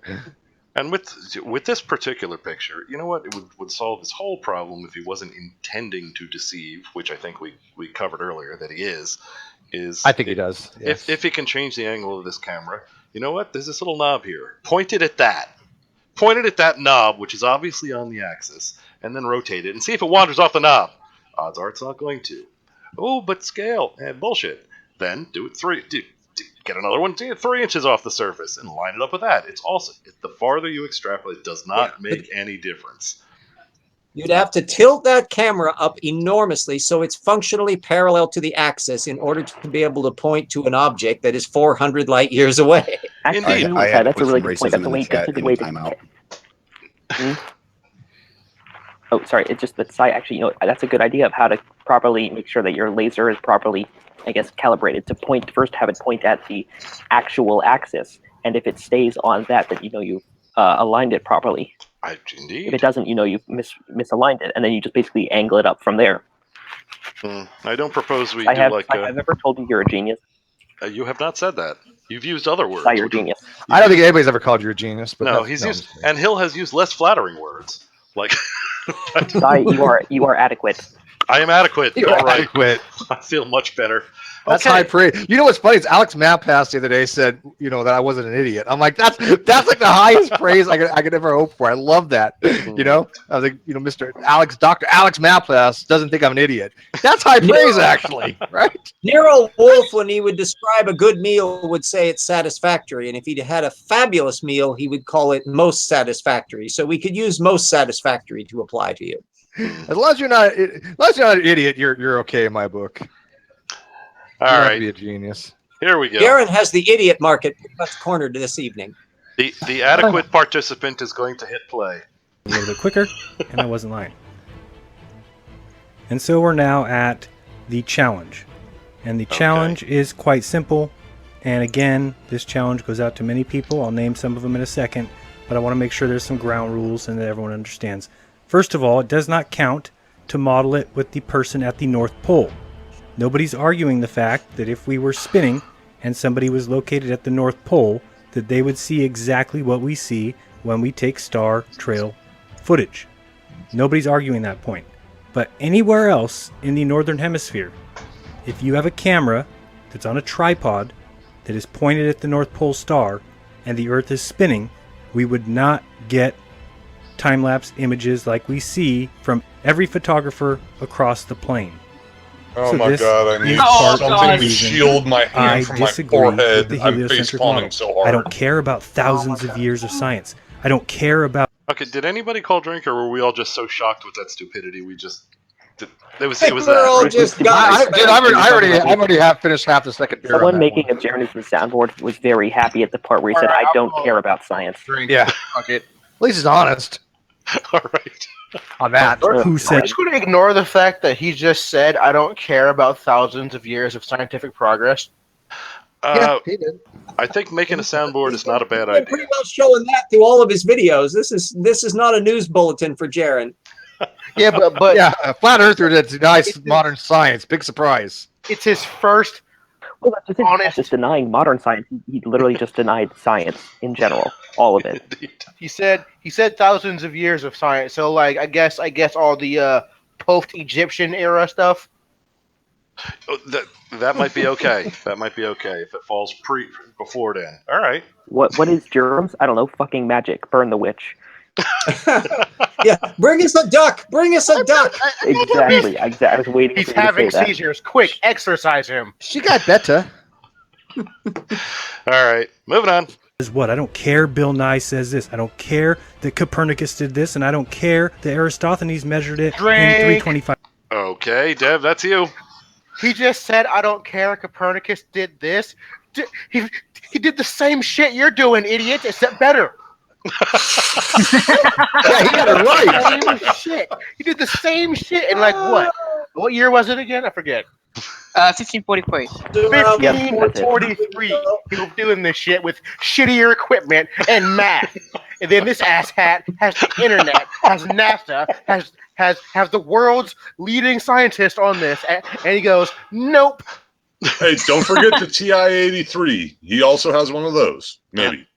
Probably Okay, not, we do. actually. Dude, like it's not fair. Because like I think of what someone like Isaac Newton would have like possibly done with like an iPhone. You know what I'm saying? Just an iPhone. He would have like fucking like mapped out black holes eons ago. Oh Like- yeah, good Brady. Jeran, a supercomputer and the budget of NASA, and he would manage to do less than Isaac Newton could do with 2 matchsticks and a naval lint. Well, I think we've already established what he would do with that budget and time. Fucking build the laser the fucking size. Okay. Could be. Oh. All right. So there's the. Hey, how else are you going to get those attack penguins? That is true. And the You have to No. have a big laser to take off. Laser. that'll take care of the fleet Yes, of it should. ships. We have a thing here about Aristophanes versus Eratosthenes. You know, those damn Greeks, it's like they gave everybody their own damn name. Shame on them. Hate when they do that. All right, here we go. IBC. Don't care. Doesn't matter. Right, got What it. matters is, Yes. can you model what we see in reality on Yes. what we're told we live on? You could have Well, modeled what we see in reality. All day, every day. He was close. Wolfie did it. You just denied it because you're a fucking retard. Okay. Oh. All right. Has Jerry ever showed a simulation of how somebody on a flat Earth could see the little wheelie star things being in one hemisphere and clockwise in another? Because I'd like to see that video. Yeah, that's what I'm curious. Let's say he did debunk the round Earth, hypothetically speaking. How does any of this demonstrate flat Earth? He's Where's never, that- he's never going into learned that. from Betty. Flat Earth is the default. Oh, of course. Yeah, Oh, that makes a lot of Neil, sense. I said penguins. The Earth is penguin shaped. Plant society. An oblate penguin. Okay. There we go. It would fit Well, the you know, data not- equally they're a well. little- Hey, you know, they're penguins chubby. are generally kind of oblate. Indeed. There we go. Especially if they eat a lot of stuff. Now, after they regurgitate up for their young, their dinner, then they become slightly less oblate, but they're still about 800 miles ahead of Port Jeran when it comes to generally pear-shaped. Daniel Troth in the chat just nailed it on the head. Yep. Triangle ABC. A equals Polaris, B is the center of the Earth, C is the observation point, and Jeran's arguing that the triangle will change by spinning the triangle on the AB axis. Not going to happen. Exactly. Indeed. Yep. Well, geometry, I mean, it's all been created to fit our narrative. Or those damn Greeks again. You know, you're not going to try to prove to me that the isosceles triangles aren't actually oblate hyperboles. Geometry is Satan's weapon against you to make you believe that the Earth is, ball shaped. Obviously, yes. Yeah. Indeed, I concur. So Satan understands math better than God. All right, we're close. I think we're closing in on the end of this foolishness. So thank God. Yeah. Here we go. In reality, don't worry. We're told we live on a ball. That That ball spins. So that's what somebody needs to model to me. Again, do not bring Kerbal Space Program. Do not bring drawings. Do not bring mathematics. This is something that needs to be modeled. Pause right there. I want to say this though.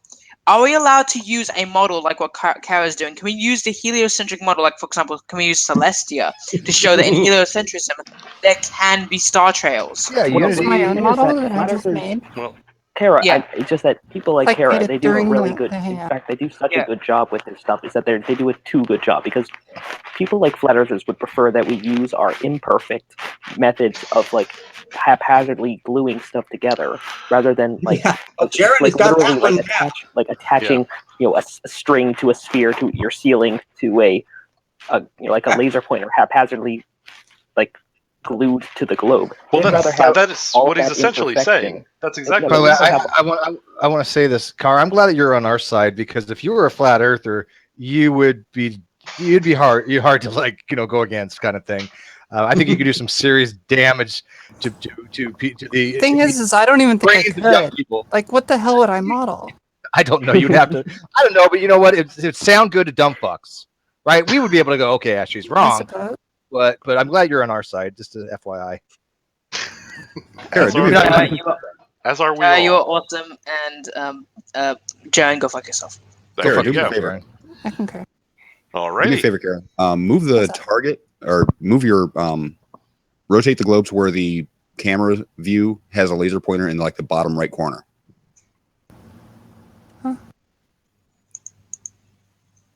Bottom right corner. Wait, Oh, wait. what? I'm trying to think out how I want to say this because I want to. Because you don't have it centered in the frame. I actually want that frame to be like way off and still show that it has a single point of rotation. I'll just rotate the camera.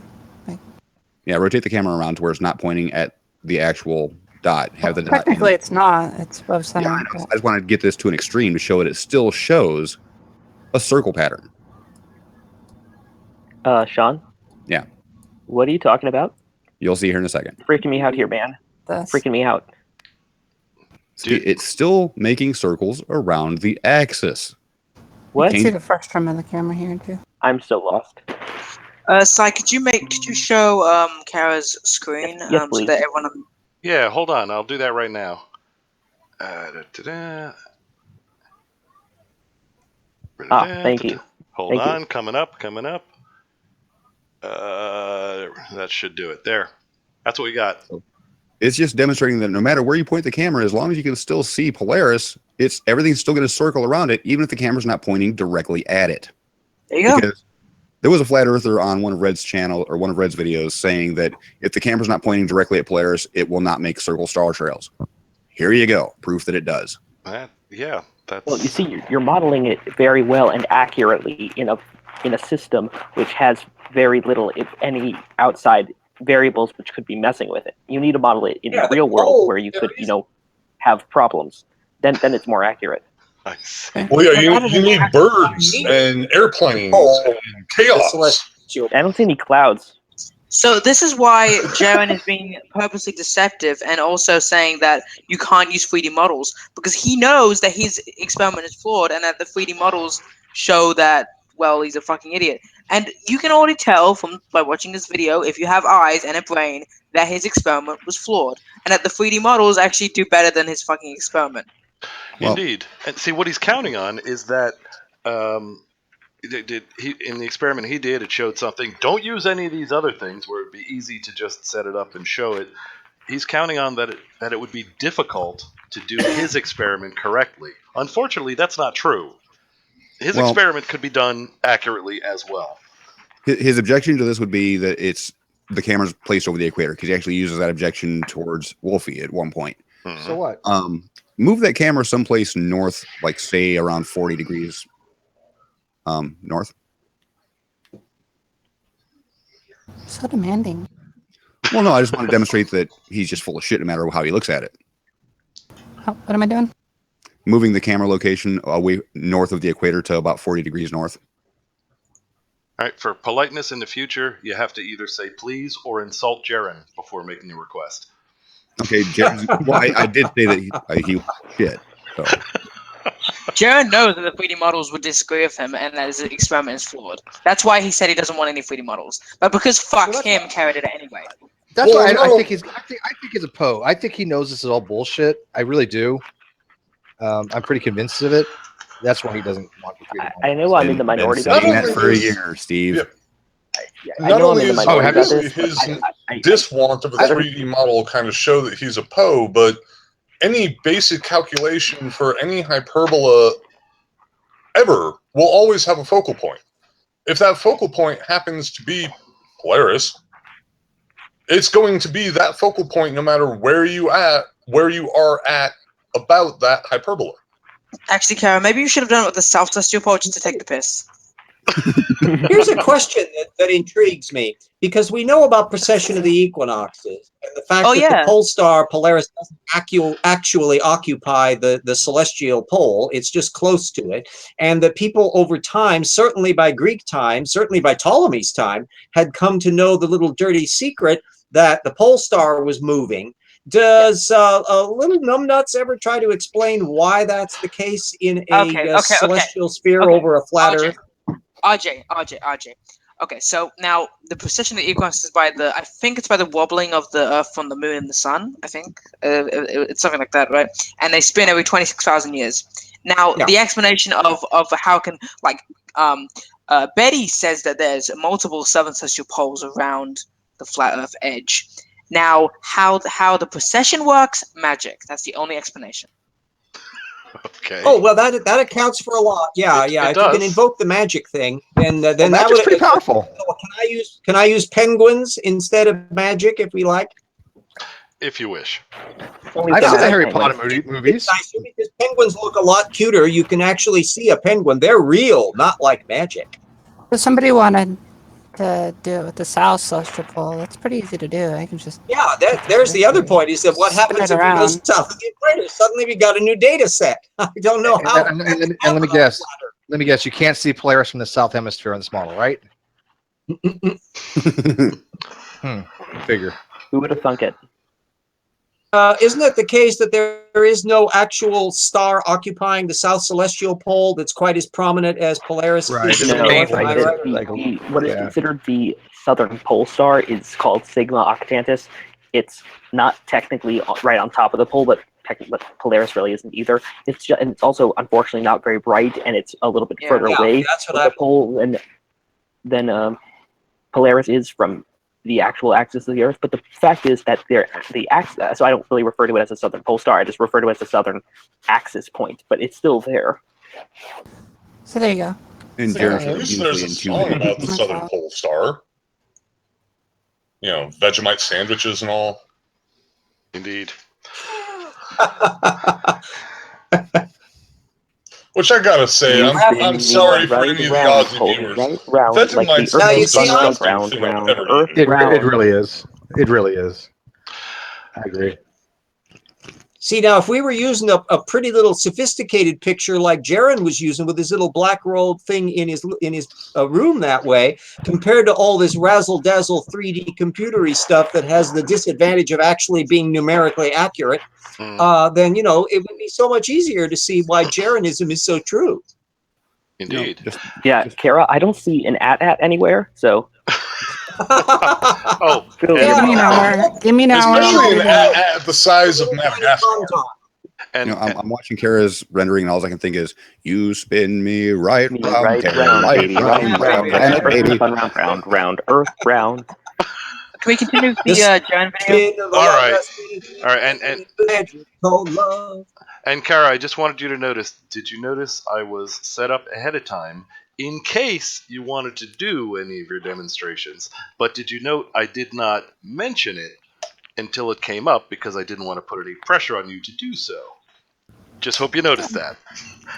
Beautiful graphics. I love it. All right. How very considerate of you. I'm a cool guy. That you did well. You were the one that said I was adequate. So you are quite. Well, isn't that what every girl ever had sex with you said? Okay, we can move on.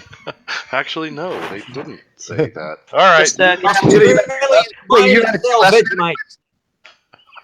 I mean, we all had a few less inadequates every so often. It happens, doesn't it? Yes. All right. Now, just to remind everybody, we were, in fact, I know for a couple of minutes there, we were actually watching something interesting. But before that, we were actually watching Jeranism. So we're going to get back to that. And I'm sorry. Yeah, let's junk all that relevant stuff and go back to the world of Jeranism where we get to see the truth, capital T, capped. Here we go. Oh, look at that. There's talk of pizza in the public chat. Okay, here we go. And if it cannot be modeled, Vegemite of Australia. I'll get to that in a second. Okay. First, this challenge goes out to all those people who think I'm an idiot. And okay, that's how much time we got? Pretty much, yeah. That's a long list, Okay. That is quite a large number of people. There you go. Yes. Can you prove me to be an idiot? Well, you can definitely prove me to be wrong. That's easy. Doesn't mean that if you prove this, that it means that we live on a ball. Doesn't mean that I would like one to of the point things out that I think is that a pretty I have big deal Red beat out on this list about my belief that the Earth is not what we've been taught would be proven to me to be otherwise. Okay, pause right so there. that's your Pause opportunity. Right there. Paused. I do want to say about Cool Hard Logic. I don't think that Cool Hard Logic really does real life vlogs. So asking him to do it himself, he's not really gonna do it. It's not really his kind of thing. Because, well, I'm not sure if he even has the equipment. I'm not sure about Cool Hard Logic, but but what I do know is that he doesn't really make these kind of real life video experiments. So asking him to do it is kind of pointless. Do a lot. From what I know, I don't think I've ever seen him do like an IRL type experiment. No, he doesn't. He does not do that conceptual or like in a modeling sort of way. Which honestly, I kind of prefer in some ways because it's more precise. Indeed. Okay. All right, and just going by the list here, Dazza does real life experiments. I do when I have the time and the extra money to do them. Red does when he has the time to them. Wolfie does them continuously. My hat's off to him. Voice of Reason, I don't know who that is, but I think it's actually Dazza's Facebook page. Yeah, it's Dazza's Facebook. So he's called out Dazza twice in this list. Voice of Reason is also a channel that does. Oh, I did not know particular that. person that does. I'm also known as ETC, by the way, just to let you know. Of course, CHL has already been brought up. Tim Osman is a known troll that trolls everybody. Round Earth, Flat Earth, everybody. He's very non-discriminatory. Well, I'm wondering, why in the world is Astronomy Live not on there? I mean, because no one ever wants to F with Astronomy Live, and I know why. It's because he has his shit together. I also want Astronomy Live hasn't really singled out Jeran. That's why. These are people that actually have gone against. But him and Red have. I mean, him and Red have filmed a lot of stuff together. They've done a lot of work together. They're putting a lot of really awesome footage up, actually. But again, he's never made a dedicated Jeran video. Well, has Cool Hard Logic ever made it? Yes, he has. Okay. I must have missed that one. My apologies. Why does this seem like some kind of publicity stunt? This is kind of what G-Man does when he wants to drum up attention when he feels he's neglected or losing subscribers or not people watching his shit. And here's the thing. Because it is. Dazza hasn't done a Jeran video in a long, long time. I've only done one dedicated Jeran video, and that was making fun of his conspiracy method. Red hasn't done a Jeran video in a long time. Wolfie's still on his case. Voice of Reason, like I said, I don't know who he is, so I can't say anything. Cool Hard Logic has done one Jeran video, and it's been like 7 or 8 months. Tim Osman doesn't make videos at all. He does over a year. So he's trying to get attention from people who are well known to debunk him directly. Yeah. I also do want to point out on the bottom of the screen when it says, as I've said before about Celestia, not planetary stellar views, which of course the science show that we like to do to a stream for. Celestia is based on the heliocentric model. I can probably show later in the stream, but in Celestia you can sit yourself down, turn on the celestial sphere, sit yourself down in the northern hemisphere, and you can watch Polaris stay still in the sky in its normal spot, and you can watch. And if you could have long exposure on Celestia, you would have star trails. So the heliocentric model confirms that star trails can absolutely exist the exact way we see them.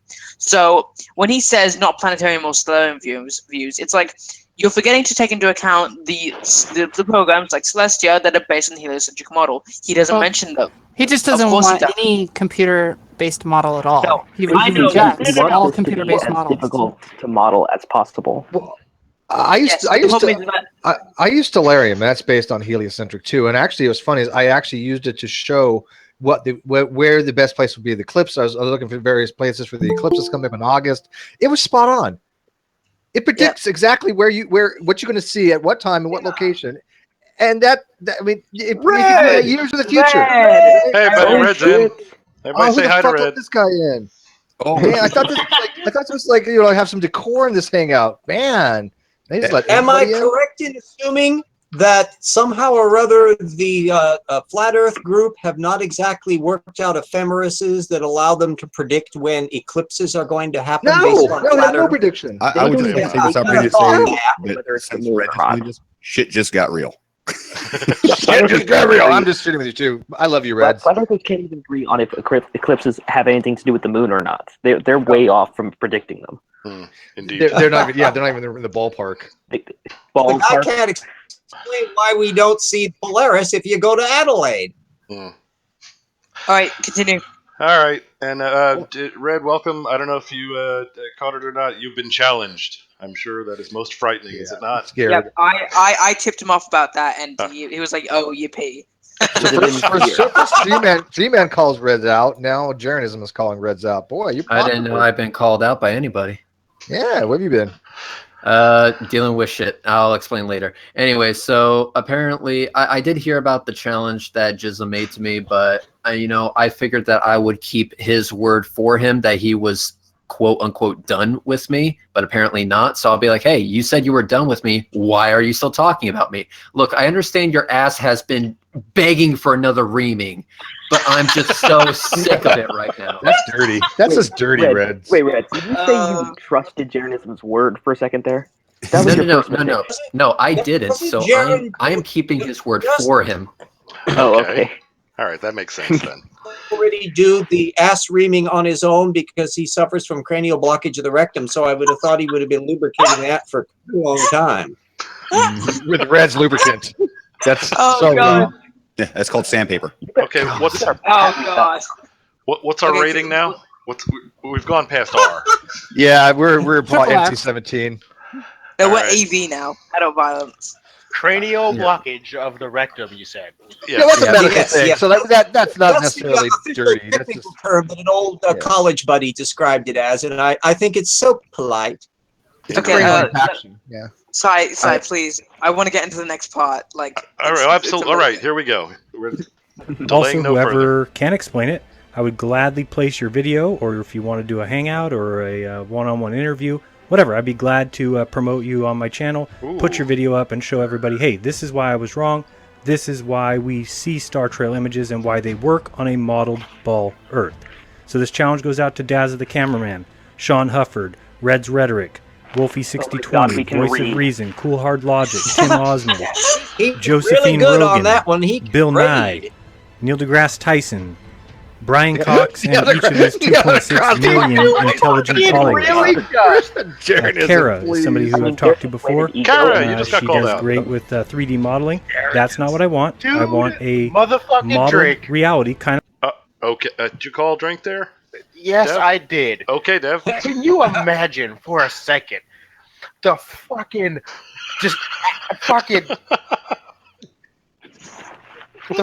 ass kick, the total fucking embarrassment that this guy would get from a response from Neil deGrasse Tyson, dude. He does not want that fire, dude. I got him on the Twitter. I could shout out to him maybe. It's not worth his time. I know, I'm sure it wouldn't be, but Neil, we have this dumb fuck on the internet who needs to be proven wrong. Don't so even bother him with it. That's just insulting. it probably would. I probably would. I mean, Neil deGrasse Tyson doesn't really have any love for these people, but he does engage with them. I mean, he has made very public comments on a lot of public figures that are espousing flat Earth. So you never know. Well, I think the reason why he wants to call out the big names. Jeran cannot be wrong, and therefore he's a Tortugan. He's never going to allow himself to be wrong. So whatever you might come up with will never be impressive to him. Well, in the same way that the stuff that he's come up with has never been impressive to us. I hate to throw this out there, but do you think that you think Hugh Ross would be interested? Well, hold on. Here's the thing. The reason why he's calling out these big name scientists is because he wants publicity for his channel. What I think they should do, if they do any kind of response, which would be really absolutely awesome, is to not mention him or reference him in any way like he does to them. It's one of those things where it's has benefits and it has downsides. Yes, it promotes their channel. He's already got a big channel. I think it'd be more harmful to him if he has a big name that demolishes him. I know that Hugh has a lot to do with his reasons to believe, but he might be interested. I can run it past him. I mean, I just talked to him the other day. He's going to come back on my channel here in a month or two. Maybe he might be interested in something like this. No, I would actually like to see Neil deGrasse actually do a response to this, model it out for him, and then say, "I'm only making this because some dumbass on the internet," and not reference Jeran or any of his channels. Well, if I can go down a trip down memory lane for a second, I heard about this challenge, but there is a reason why I didn't actually reply to it. Now, one of those reasons is that, quite honestly, I have a life and shit to do, and guess what? A certain someone just got a new job because I don't make my money lying to people on the internet, jism. So try giving it a shot. But I seem to recall that you made a challenge to me before, and I indeed met your challenge. And then instead of owning up to your part of the deal, which was to have a one-on-one debate with me, an actual structured debate with Sean Hufford as the moderator, because you said I get to pick the moderator, you decided to add even more shit on top of what was already agreed upon. So essentially, you needed me to show my face and all this other bullshit, which was a part of your original challenge. It seems like whenever I meet your challenge, you're always ready to add more shit on top of it so that you're never satisfied. It's always moving. Yes, exactly. So being that I did this before, exactly. So being that I did this before, and what I did was I took your challenge, I balled it up, wrapped it in barbed wire, and shoved it so far up your ass that it was touching the back of your teeth. You were still not satisfied with that, even though you were leaving a trail of blood and you needed to use a tampon for the last 6 months. Oh God! So why would I waste my time again? Okay.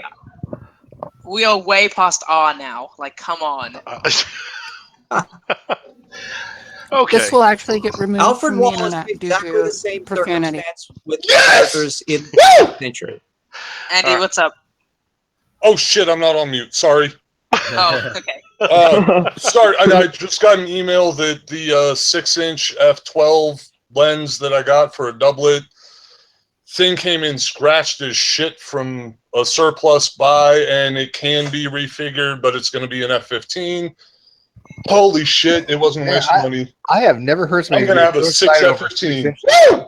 That's going to be fucking awesome. 6 inches is nothing to get excited about. I mean, pretty well standard. Right. Let's continue with Jeran's shitty strategy. Sorry. I seriously thought I was muted. I'm not a problem. It's okay. We allow public displays of affection. Sorry, go. Here we go. I like what I did, which was I put the ball Earth, the globe, put a laser pointer on it, which can act as the camera, pointed at Polaris, and I cannot get it to stay on there when we are... Pause. We're not going to do it the way you did it because you botched it from the start. Exactly. We're gonna do it right, and you're just going to suck it up. Indeed. Yeah, unless you redo the experiment with like 20 laser pointers just to represent stars on the ceiling, and you're not doing the experiment you set out to do. You're not testing what you're going to. none of this is going to matter because you got to keep in mind this is exactly why I didn't exactly respond to this, because I met his multiple challenges of his in the past. Explain to me why rockets curve when going into space. Explain to me why you can't see stars as well as you do on time lapse, because time lapse photography takes time. Long exposure shots, idiot. Understand this. I have met so many challenges with this guy, and he has never been satisfied. And when you do meet those challenges, he never holds up his end of the bargain of the deal. So if you meet a challenge of his, he needs to actually be willing to accept the obvious ass kicking that he got. Otherwise, it's not worth my time. He's just going to move the goalpost. Has he watched these? I mean, has he ever or watched disappear? A thing where he's going to pay for somebody who can prove evolution to him. It's like when astrologers are put to the test. You fill in the blank. They have different modalities. But what it boils down to is the fourth rule of dumb is that they never allow ever any evidence that would change their mind. They only have rationalization modes, and goalpost moving, squeak, squeak, squeak, squeak, comes with the territory. Does Jism actually watch these? Yeah. What he actually did was that I can actually answer yes, because he made a response video to mine. So in the part where Sean Hufford was going into detail about how I met the challenge and how the debate was going to go, he actually clipped my video right there and said, I'm not interested. So he's actually not interested in the actual facts of the matter. He's only interested in perpetuating his own bullshit and getting views for his bullshit channel, which he uses to make money off of lying to people. Indeed. I watched that video with Wolfie. Now, Wolfie did a fantastic job debunking his nonsense. However, I am not like Wolfie. I actually do hate this guy. I actually do wish that he gets an ass full of cancer. I actually do wish that, because what he is doing is directly harmful. And then I heard that this jackass has kids. Now, if you fuck up someone's future in that way, which is going to fuck them up for the rest of their life, you are a piece of shit, and I honestly have no care for you. It's parental abuse. Yeah, there's no. That is child abuse. Yeah, absolutely. And I think it is. Sure.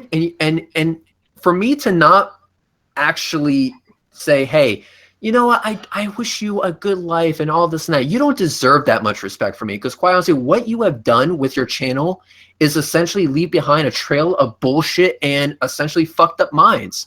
People whose minds are unfortunately susceptible. I don't know what the hell's wrong with these people. However, something is. We'll go with that stuff. If somebody is a non-Tortugan, if his kids score low on the Tortuganosity index, the moment they find out what things are, they will be embarrassed by dad, but they'll move on. And the kinds of people that are going to find Jeranism impressive are the kinds of people who have the ability to not think about things they don't want to think about. Demographically, flat Earth is really trivial. It's way less significant than geocentrism and way less significant there than young Earth creationism, where we have people in the cabinet that believe that.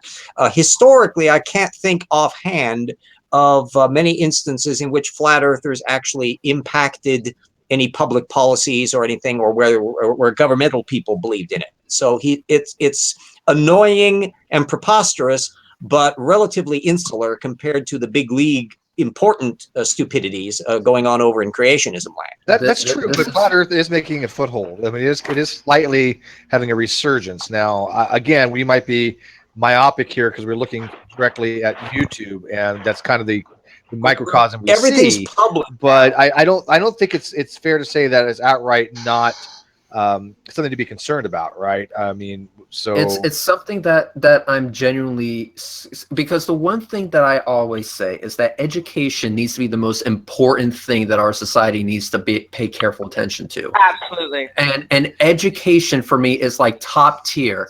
And so I'm the one that gets pissed off whenever education gets another cut. It is very fair to keep a monitor on all of the flat earthers to see how they're connecting up, because demographically they're more likely than not to be culture camp conservative religious. They're going to also be creationists and geocentrists and all that. And they could in fact impact on things, especially in Trumplandia. Who knows what could happen? So the idea that we shouldn't be monitoring them and seeing how they're connecting and what social groups they have and who connects up with what, yeah, that's a legitimate thing to deal with, because if they did get into positions of influence, they could be really dangerous. Yeah, it's. Does anybody really think this challenge is worth responding to. No, I mean, honestly, I didn't. Because I think Reg make a good point here. It doesn't really serve any purpose, right? I mean, the first thing he says is, "I am looking for the truth, despite what haters think." I don't believe that claim. I think that's an outright bullshit lie. It's a waste of time. He doesn't allow things to be his mind. Right, exactly. And this is the only thing it could possibly serve would be to his advantage to build, viewership for his channel, or to build some kind of controversy that people want to watch, obviously, right? Yeah. So I mean, if he had to hang on, say, look, I'm debating Red's rhetoric on my channel, he's going to get views out of it. To what end, though? It's not worth it. It's not going to reach any end. And you make a very good point, Steve. Let me just capitalize on it if I can. Every single time I have actually responded to this guy, he has gotten more views as a consequence of that. Even though the crap that he was spewing has been demonstrably debunked and there is no coming back from that, he just ignores that, and so do his fans. Because the only way his fans are going to know that I made a response is if they go to him first. So everything works out in his favor if we actually give this guy any attention whatsoever. If the flat earthers want to have their own echo chamber, the damage is already done with them. There is no saving them. I'm just worried that this cancer of a bullshit conspiracy theory is going to spread if I give it more attention than it's worth. I agree with you. So what I do instead there's a legitimate point on that. Yeah, so what I do to try and what I do to try and mitigate that is that they would have to come to me first. And that's why I've been sticking primarily to Google Hangouts, because I can debunk their crap in real time. And that's why when you look at the videos that I make, they can get thumbed down to oblivion. But you look at the live Google Hangouts I have with Betty and Sparkismo, the vast majority, even by flat earthers, are like, wow, this guy is terrible, because I'm able to debunk their shit in real time. That's why in order for me to give Jism any sort of light of day, he would have to come onto a Google Hangout with me so I could real-time debunk him so he can't make a video about it after the fact. And edit the video and trim it, which is how like listening to an Eric von Daniken piece talking about pre-Columbian history. You're not exactly getting all the data set there. Exactly. All right, looks like we're nearing the end of this. Let's let him wrap it up, I guess. Spinning. Sounds good. So that's the challenge. Okay. I would love any kind of responses to that. You can either, best thing to do would probably be to email me, Jeranism, at Yahoo, and go ahead and put challenge in the subject so that I make sure I see it. And I'd be looking forward to any answer. If it cannot be shown, then I will scream from the rooftops to show people that for 2 years, each one of you guys has been calling me an idiot and a fool, and not just me, but hundreds of people, if not thousands of people, who have a problem with what we were taught. And because you guys just feel like we couldn't have been taught lies, it's impossible. We've tested all this stuff. Wolfie 6020 will say that every test he's ever done has proven that the Earth is a ball. In fact, Wolfie once said to me in a comment section, I don't remember which video, I just know it for myself, that he said it isn't possible that somebody fooled him mathematically about where he lives. That only I am somebody who can be fooled about where I live. So he's so smart he can't be fooled. Well, then this should be easy for him to prove to me that I'm wrong about this idea. I'm wrong about this so-called proof. Very easy. And in all honesty, it doesn't even bother me. That's the thing. I can admit I might be wrong. All right. Who called that? I did. All right, Red, you're up. Oh, wow. Someone even cracked open a cold one. God damn.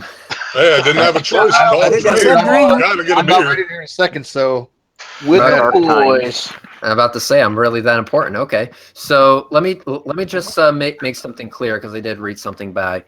I'm not gonna actually wish that Jism gets ass cancer. I'm just gonna say I'm not gonna be very sad if he did get ass cancer.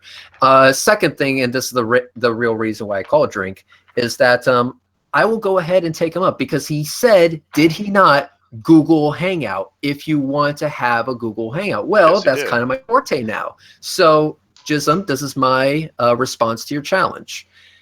I will have a live Google Hangout with you. I will have a globe in my living room, and I will be wearing a fucking, Hannibal mask, or whatever the fuck I decide to wear that day. And I will line up the lasers properly and show you that what we see does in fact work on a ball. And then if I win, if I actually win, How about $100? So if I can't do it, I give you $100.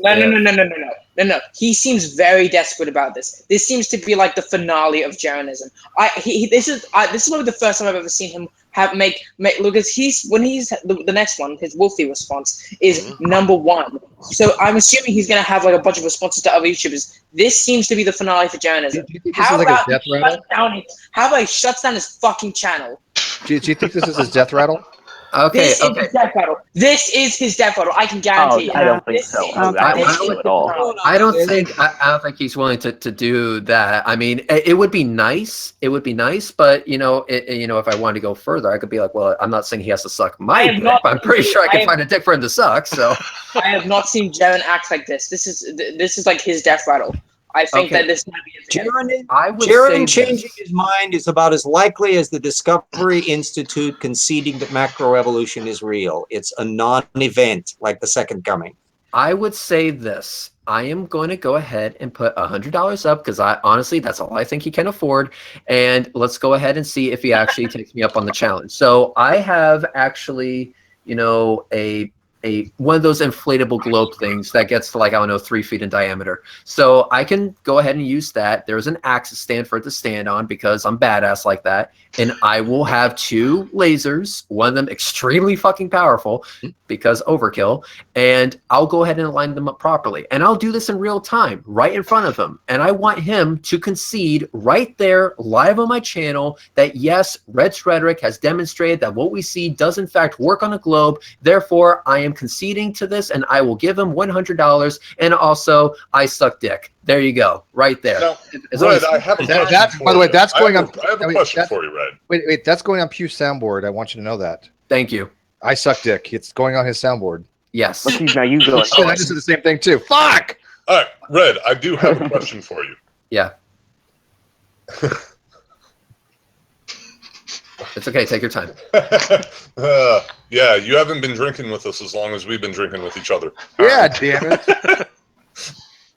Are you going to have Bulgaria on that globe or not? I'm going to make my own country called Fuck You-istan, and we're going to go ahead and duct tape the laser there. So let's say we're here, or better yet, BAM, which is a city in Iran. I'll go ahead and put the laser right there and say, hey, see, this does work on a globe, jackass. All right, continue with the video. That works. There we go. I'm going to get another beer while you're doing that. Okay. Wolfie 6020 can't admit he'll be wrong. Red's Rhetoric would never admit that he might be wrong because they believe in science and they believe in facts and they believe in provable, repeatable evidence. Yeah, so, you hear that, Red? You're wrong because you believe in facts and Wolfie, repeatable evidence. This is your chance to show me that every test that you've done proves that we live on a ball. Show me somehow. Put a camera on a ball. Put a mini camera on a ball, spin the ball, and show me that that camera stays pointed at Polaris. I've been saying be kind to each other for so long. Yes. Sorry. Drink. Okay. I've been saying that for so long. Like, stick a camera on a ball and spin it. You just got Star Trails. He's saying the same thing. Can you guys hear this? Wait. There we go. Yep. Most definitely. Much better. She said drink. Oh my god, this is cheap beer, but Just it's drink. so good. Drink all the bottle. Okay. She's trying to get me drunk. See this? Right. For the last I would also like to do one more thing, though. While I'm actually, let's hypothetically say Jism actually takes me up on this challenge. Yeah. And then I would want Cara to be in there as well, so that while I'm doing this in reality, she will actually 3D model it, proving that her 3D modeling is actually a valid representation of reality, because what I'll be demonstrating in real life will also be demonstrated inside her simulation. She already beat you to the punch. I've already, during this hangout, I've placed a celestial sphere around a globe, casting rays, everything. I have my own laser system built. Beautiful graphic. The 3D models are good, but Celestia, heliocentrism. So, I know I know, but I see what he means, though. Having them run concurrently, like in a split screen, the cardboard globe or inflatable globe model, while having it modeled at the same time, on a computer. No, I don't want backyard red. All right. So, damn it, I forgot to mute myself. Sorry, I'm running backyard red because I'm still outside running the telescope. And when I try and maximize one window, it always wants to make backyard red come on and take over my whole screen. And it's... Sorry. I know it's... But there's something actually in his description that actually says no planetarium or stellarium views. Well, that's why I would have them run consecutively. So So at the same time, it shows a level of not just, but that it works in both ways. Yeah, it works in both ways. So essentially, he is going to go ahead and use that as the ultimate cop out. Well, of course, the simulation is just part of the conspiracy, man. You've just been fooled, and I'm just smarter than you. So that's why I would go ahead and do this in real life, and then Cara would be doing it in the simulation, and to the surprise of literally nobody besides the dumb fucks, they look exactly the same. I think that would be a nice Doesn't this actually work in reverse? Because if you have a flat Earth, say your pizza plate, and you put a little laser pointed to the Polaris pole star, and you can move that laser around to anywhere on the pizza plate and still point it at the pole star, which would be impossible to do if the Earth were a sphere. And because you can't do that in reality, you eventually, if you go far enough south, you can't see the pole star. There you have a problem. So rather than him putting the onus on you with a ball, you also need to put the onus on him with his pipeline. He's obviously switching the burden of proof over to us to prove that it's a globe when it's already been proven. Countless times. It's already been proven multiple times, countless times over and over. And on a flat Earth, if he wants to have any legitimacy, and he won't do that. The same thing that I brought up earlier, how in the world could you ever actually have a focal point on something that's just a flat reflective surface? There's no such thing as a focal point on a flat reflective surface. It has to be either some kind of parabolic surface or hyperbolic surface in order to actually have a focal point. Otherwise, all the light would just go 180 degrees the fuck away from you. Why do you think he is ignoring the southern hemisphere? Because he knows that the southern hemisphere and the stars in the south completely fuck with him. Well, I think he was ignoring the southern hemisphere because he no longer has the monetary funds to get there. Absolutely. Sorry. You missed it, Red. Actually, in this video, he actually showed southern star trails twice. Yeah. Yeah, without realizing it, apparently. So many times. What dumbass. Why can't why can't I see the Southern Cross here in Spokane, and why can't somebody in Adelaide see the pole star? This is an intractable problem for a flat Earth. Yeah. Wait, I would love to know, is there anyone in the southern hemisphere right now that can see the exact same view of Saturn that I've been looking at all night? Okay, okay. I live in the southern hemisphere, but it's daytime for me. So, but I do know that Saturn is in the sky at night. Sexy. Nah, don't even fucking dare. I called my buddy Gert, who lives in Cape Town, South Africa. I asked him if he could see Polaris, and his response to me was, "Are you fucking retarded?" Okay. At night, I do not see Polaris. It is very much always under the horizon. I never see it. It's always underneath. So that's just I would ask the same question, actually. So I'd be like, Reds, are you fucking retarded? Okay, Exactly. I really want to get to Wolfie's his video on Wolfie. So could we one quick thing, just that Jeranism doesn't seem to realize that operationally this isn't fixed if you do it on a flat plane. The camera is still pointing the same way and still rotating around the same way. It's just the surface it's attached to is slightly different. But still the camera's still angled in the same way and it's still spinning in the same way. So if it doesn't work on a sphere, it definitely doesn't work on a flat Earth either. So I'm not sure what he's trying to prove. Indeed. All right. By the way, here's what I would suggest. We're at this point, it's really just going to be filler to the end. Do you want to just jump to part 2? Yeah. Yes. I see no purpose in listening to him babble. All right, babble. It just filler. Here we go. We will assume that he will put a green check mark in his last box and resolve the truth for us all. Absolutely. All right. I just really hope he's gonna watch this hangout later on. Here's. I will tweet it to him. All right. Here is after Wolfie had made things quite clear. Here is the presentation where Jeranism goes, yes, perfectly understandable. I don't understand. Here it comes. I will preface this. I will preface this by saying that the last 5 or 6 minutes is a song. So. Oh, good. If we can skip Really? that, that'll be great. Either that or there's going to be a hell His of a lot of songs are calls. the worst. 5, 2, So bad. 1. Let's also skip the intro. All right. What's going on, everyone? It's Jeranism, Hi, back with another video for you today. Oh, great. Still talking about my last video. There's no star trails on Globe Earth.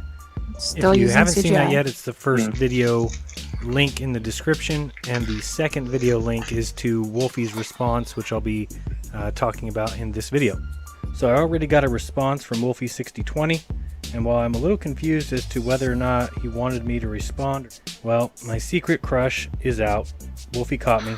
I'm obsessed. That much is obvious. What the Well, at hell? least he's honest. You honor that. We don't and just judge. Forget about me. You seem to be obsessed with me, and you seem to just continually want to talk about me. Why, mate? I'm not interested in anything you do. Nah, Wolfie, don't say that, man. Come on. Come on, you gotta be a little bit interested in at least some things I'm doing, right? Well, wait. You're responding to this video. Oh, come on! Drink. No, okay. No, don't be so. There's a drink moment here. Okay. Because in Wolfie's video, he says that he's only responding because somebody messaged That him was about me. it. That was me. All right, that was me. You can check on his sunset video. That was absolutely me. Yeah, Just saying. correct. My side bitch number 3 messaged Wolfie, and that's how he knew about it. Yes. Wolfie's not So watching your I shit, am the Jeran. shit He was stirrer. giving a heads up about the challenge.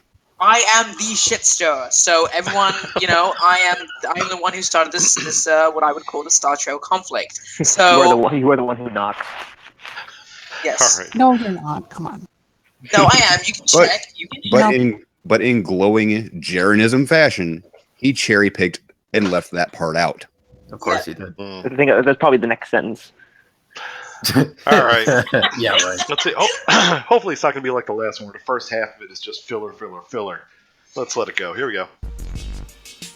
So you're telling me there's a chance? Joke's over, Jeran. Come on. Yeah!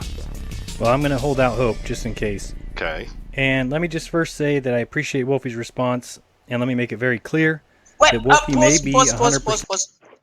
Okay. This is not his official video. This was his practice. So he No, wait. He actually Wait, is this second.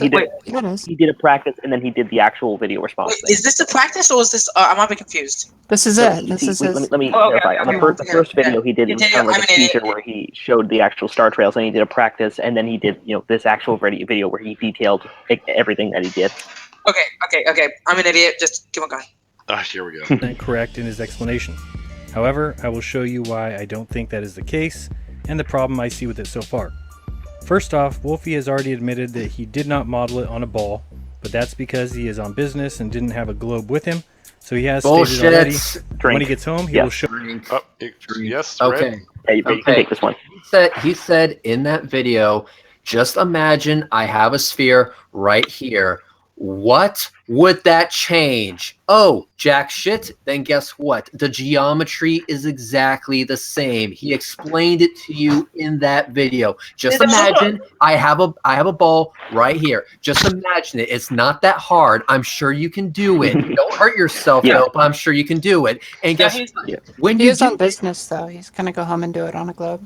yeah, exactly. But even you can just use your imagination, and it's not that far of a leap to say, oh, look, the geometry is exactly the same. Yeah, the thing that Wolfie did is he didn't model. He modeled it for a globe, not on a globe. My fucking god. Like soon after all the Jeran dumbfuck idiots kept commenting on videos saying, "Oh, you're not using a globe." Wolfie posted a video showing on Google Earth showing that the geometry does work, and there was still dumb fucks in the comment section. Oh, So- Jeran actually addresses that in this, and he does he? demonstrates more dumb fuckery. Yeah. And people wonder why he won Dumb Fuck of the Year with flying colors. Anyway, go ahead. As the only guy to ever beat G-Man, congratulations. Let's hear more about what he has to say. Show us the result on a ball. I would appreciate that, and if you can recall in my first video, I did say that I too thought that this was simple geometry, and that it wasn't until I modeled it on a ball that I realized that it may not be as I expected. That he's a giant liar. So I asked Wolfie to do the same. Now I don't mean to be accusatory. I am just pointing out that Wolfie has all these great and wonderful toys.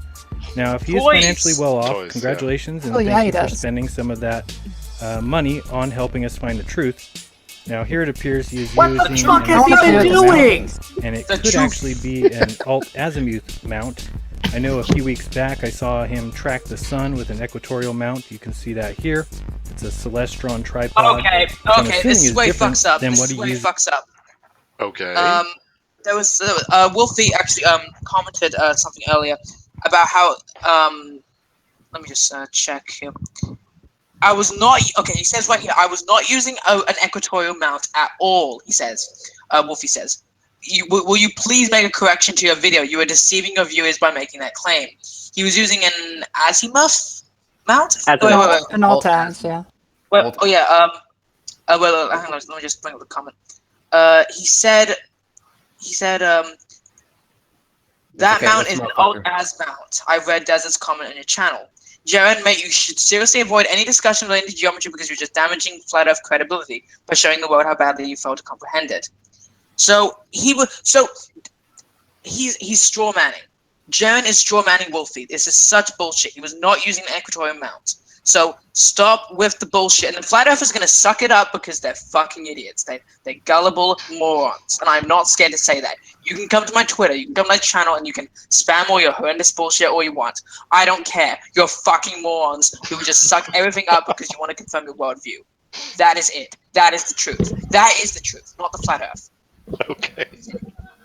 And here, I get the impression he's slightly displeased with the Flat Earth community. Okay, here we go. Is here because the controllers are different. So here we see the Celestron controller or remote, and here is the SysScan.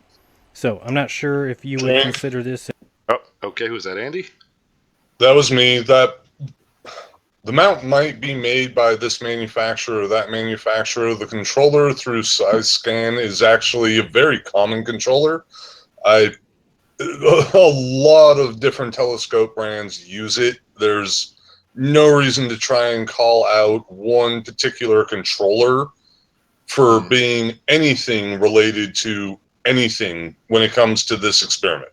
Well, when you get desperate, you have to basically attack everything, including controls, because controllers can apparently change the laws of geometry. Be my guest. Not just the laws of geometry, they outright are quantum computing devices that bend reality. It gets even more asinine here in a minute. Give them time. Okay. Oh God, please no. Jeran is an impression here. Says, look, made of metal. And so clearly anything relating to the metal is going to be interfering with this. And it's also on a deck or a balcony, and it's not actually on the surface of the Earth. So that is compromising the experiment right there. And there are shadows across there, which is clearly interfering. I'm glad you called it out that way, RJ, because throughout the building process of my mount that some of you have seen on G+, and some of you haven't, mine's anchored directly into the concrete, and it's running off of an Arduino and CNC, like the servos and drivers from an old CNC machine. So it'll be real fun to see him trying to debunk how in the hell did I program that? Because the whole thing runs on a damn Arduino. I don't even have push buttons. The Tortugan can always find reasons to dislike what they want. All right, they find a way. I'm told there's some stupid coming, so let's move on and hope it's okay. You don't need to be told that. It's a Jeranism comparatively video. more stupid? Wow. Yes, I've been told. I have it on good authority. Here we go. An equatorial or an alt-azimuth, but let's see if there's anything suspicious about this mount in the first place. Okay. First, Wolfie had something to say about my request to model this on a ball. So I'm in the process of making this final video for Jeran's challenge, and I notice he has already made a comment on one of the practice videos, and he claims that I'm not actually using a ball. Now, seriously, Jeran, are you kidding me? Nope, I'm not kidding you. I'm being serious. I asked to see it modeled on a ball, and you didn't do it on a ball. No, you asked for Here's a model, exactly you did not what ask I for a said ball in my specific. challenge video. Technically did. Can you model Even if he what didn't, we see even in if he didn't, reality like you said, he's modeling on it for what we're told we live on? He wants people to do his technically exact attached to one. experiment correctly. Yeah. We're told we live on a ball. That ball spins. How So that's in what the somebody needs world to are model. you supposed to duct tape a frickin' laser pointer the size of a continent onto a beach ball the size of the planet fucking Earth to replicate what he's wanting to do rationally? by doing it correctly. I mean, how to be much honest, duct that's all you tape have to would do. it even take to hold that thing? It's Like- to the like- it's. No, go ahead. Well, he could have used his laser and mounted it, rigidly to the ball, and then spun the ball and moved and adjusted the laser until when he spun the ball, it no longer moved, and then attached the string to that point, and he would have had a perfect representation of the rotation of the Earth, creating star trails. Indeed. Of course, he doesn't do that. He doesn't want to do that. He wants to make everyone else do it, and then deny that they did it correctly and that he did it correctly. Which is so why I've said, which is why I've said at the very beginning, that this is what Wolfie was saying. Wolfie says, "Are you kidding me?" Not in the sense that he's denying that he didn't model this on a sphere. He's saying, "Are you kidding me?" As in, are you really going to be so petty? You can't simply imagine that there's a sphere here and see that it would make fuck all of a difference. That is what he's saying. He's saying that essentially, Jism, you have gotten your conspiracy rammed up your ass so hard that now you have to nitpick like this in order to try and save yourself. Oh, just Are wait you for the straw man. kidding me? Just wait for the straw man he comes up with to try to back out of it. Okay. And this is why I don't. Well, it's that much more funny when they're in Jeran's original video when he's sitting down showing the little star trail animation with that website that he goes to, and he tries proclaiming, "Oh, the flat plane that they're showing this on." And as soon as anyone actually uses a circle instead of a sphere, he's got guff. I could be watching porn right now. All right, let's play. All right, here we go. Yeah, you could be watching Do porn. not bring Kerbal Space Intellectual Program. porn. Yeah, Do not we're bring actually watching drawings. porn as Do we're not watching bring this, aren't you, Red? mathematics. That's what This most of is us something do. that needs to be modeled. Show me somehow. Put a camera on a ball. Put a mini camera on a ball. He spin did. the Stop ball with the filler. and show me that camera stays pointed at Polaris. Okay, You okay. really need me to He did say ball. I do want to correct my straw man. I'm sorry. Okay. But other than that, go fuck yourself. But drink towards. I mean, why would his experiment be any different? I mean, you can see him with his hand here. How would it be any different if there was a ball there? I mean, you put a ball. It's beneath the camera. Yeah. That's why he was saying, "Are you serious?" Because it's literally just picturing it in your mind, which is not that difficult to do. I understand this motherfucker can't find his own ass with an atlas, but at the same time, there's got to be a limit to this dude's stupidity. No, he can't even fucking wipe his ass. Flat Or Earthers shoes. have no limits. Remember, they're unbounded. Oh, And the lower jeez. down. That's It's stupidity. like this is why if we found a way to turn flat earther ignorance into rocket fuel, we would be fucking set on exploring the stars. Shit, the entire universe. Yeah. Area. That's what makes them Tortukans. All right, here we go. Blue ball here. You're not 5 years old, okay? You're The not? Geometry Oh, wait, is you are. exactly the Sorry. same. If we had a plastic blue ball here, it would make no difference. I'm sorry, that's to insulting the geometry of 5-year-olds. this camera, okay? Again, I'm not saying that Wolfie is wrong. If what he is saying is true, then he will easily show it from the spinning ball. So I look forward to that. I admit that I have questions, especially regarding the equatorial mount that was used. Let's see if I can find any information that should worry us about this equatorial mount. Okay. No, Steve, wait. He is wait for clearly it. using an alt-as mount. Wait, Why does he keep saying it's an equatorial? Because he doesn't know the Because difference. he's too stupid. Yeah, he's a fucking dumbass. That's why. Thank you. Okay. I think we found out why. I think we found out why exactly. I'll drink to that. Okay, here we go. The German equatorial mount was invented by Joseph von Fraunhofer. It was not equatorial. What's that? Equatorial mounts are used in astronomy. To cancel out the Its rotation function of the is to stars by cancel out rotating Earth's upon one rotation axis. You're and welcome. pointing at celestial objects while carrying a telescope. Its function is to cancel out Earth's rotation. Its function is to cancel out Earth's rotation. Oh, quote mine. Drink. So for me, Drink, obvious. Drink is obvious. There's even if he was using an equatorial mount for this camera, that would make no difference because an equatorial mount on the as a tripod on the Earth is different than using it to literally model the Earth. I mean, the whole reason we have equatorial mounts is to cancel out the rotation of the Earth while we're on a rotating Earth, observing a non-rotating sky. If you're using the mount to as a model for the Earth itself, then its rotation, you can't cancel out the Earth's rotation because it is the Earth's rotation. You know, I'm free this weekend. I'm pretty sure that I can get Astronomy Live to break out the wedge if he needs to. So essentially, it will turn his telescope into an equatorial mount as well as an alt-azimuth mount, and we could model this on both and show once and for all that it would make fuck all difference, and then model it on a ball and show once again it would make fuck all difference, and then have Cara model it in real time or show the model in real time, and you would see once again it makes fuck all difference. So he's fucked not once, not twice, not 3 times, but 4 times. God, this guy's just asking for it. And I've got something to add to that. I've got something to add to that, Red.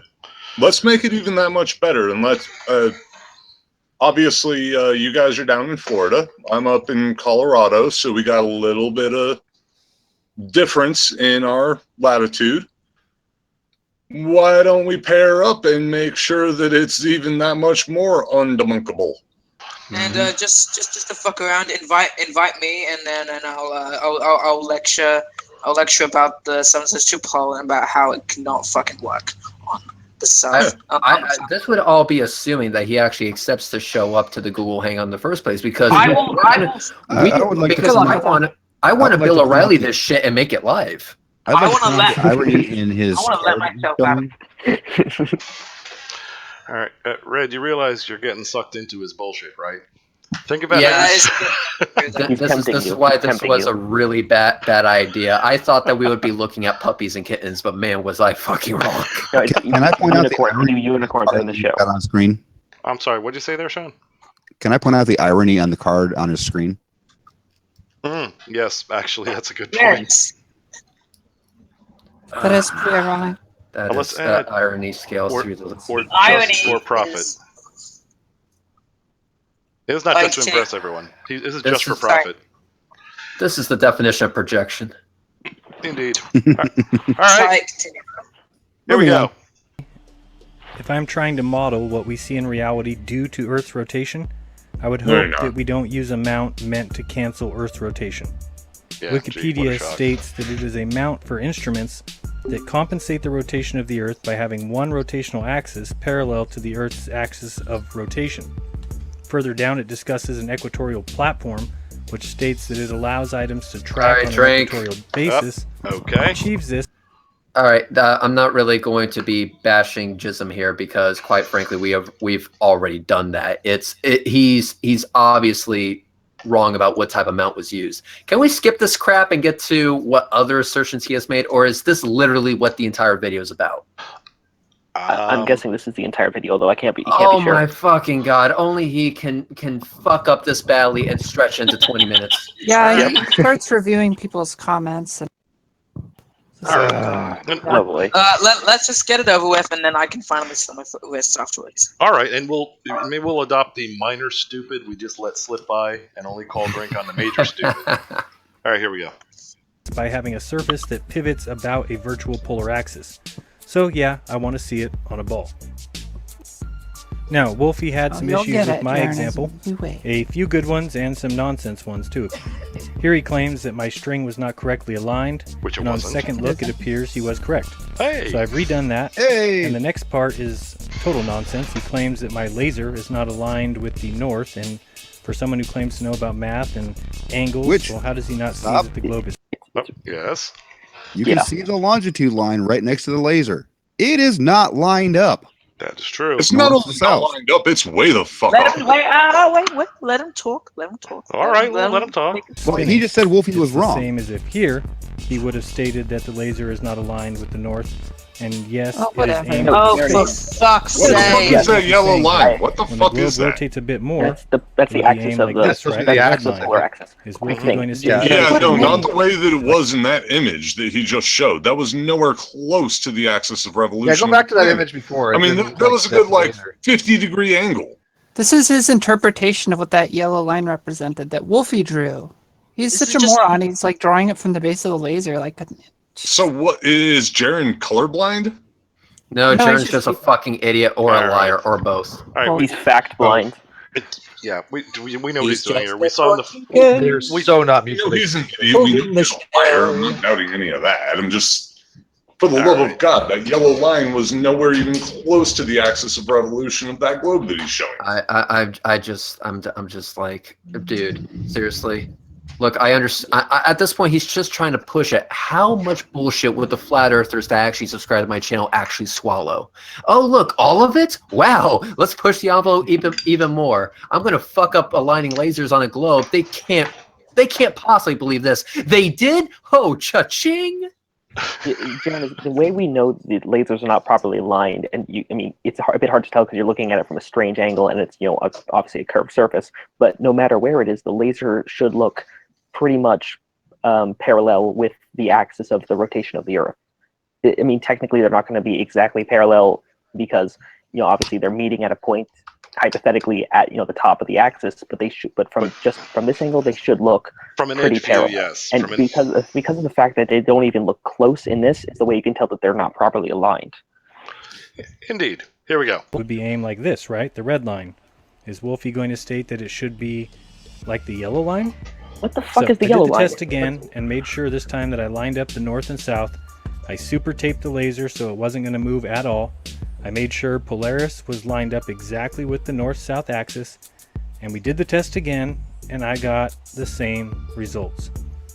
So here you can see that we're lining it up exactly north-south, making sure that that is perfect. The keychain off the bottom.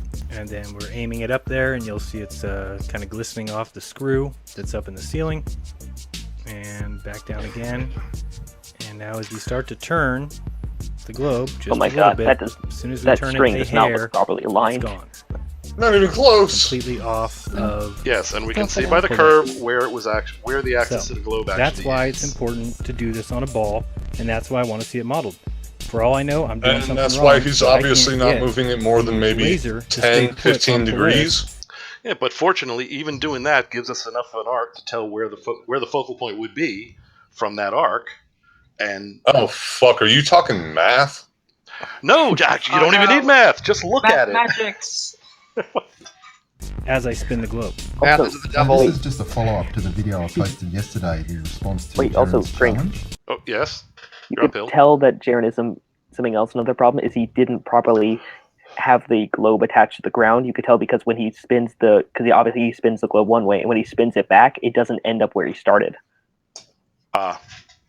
He did that with the other test too. You need to have if you don't have the globe properly attached to the ground, then it's going to move relative to the ground, which obviously means the string is not going to be properly aligned with Polaris anymore, or where the axis. Sorry. But if he recorded the part where he was obviously waving the laser by hand, I don't think he'd be careful with securing the globe. You do remember that part, right? Well, yeah, but there were no clouds, so. Indeed. Here we go.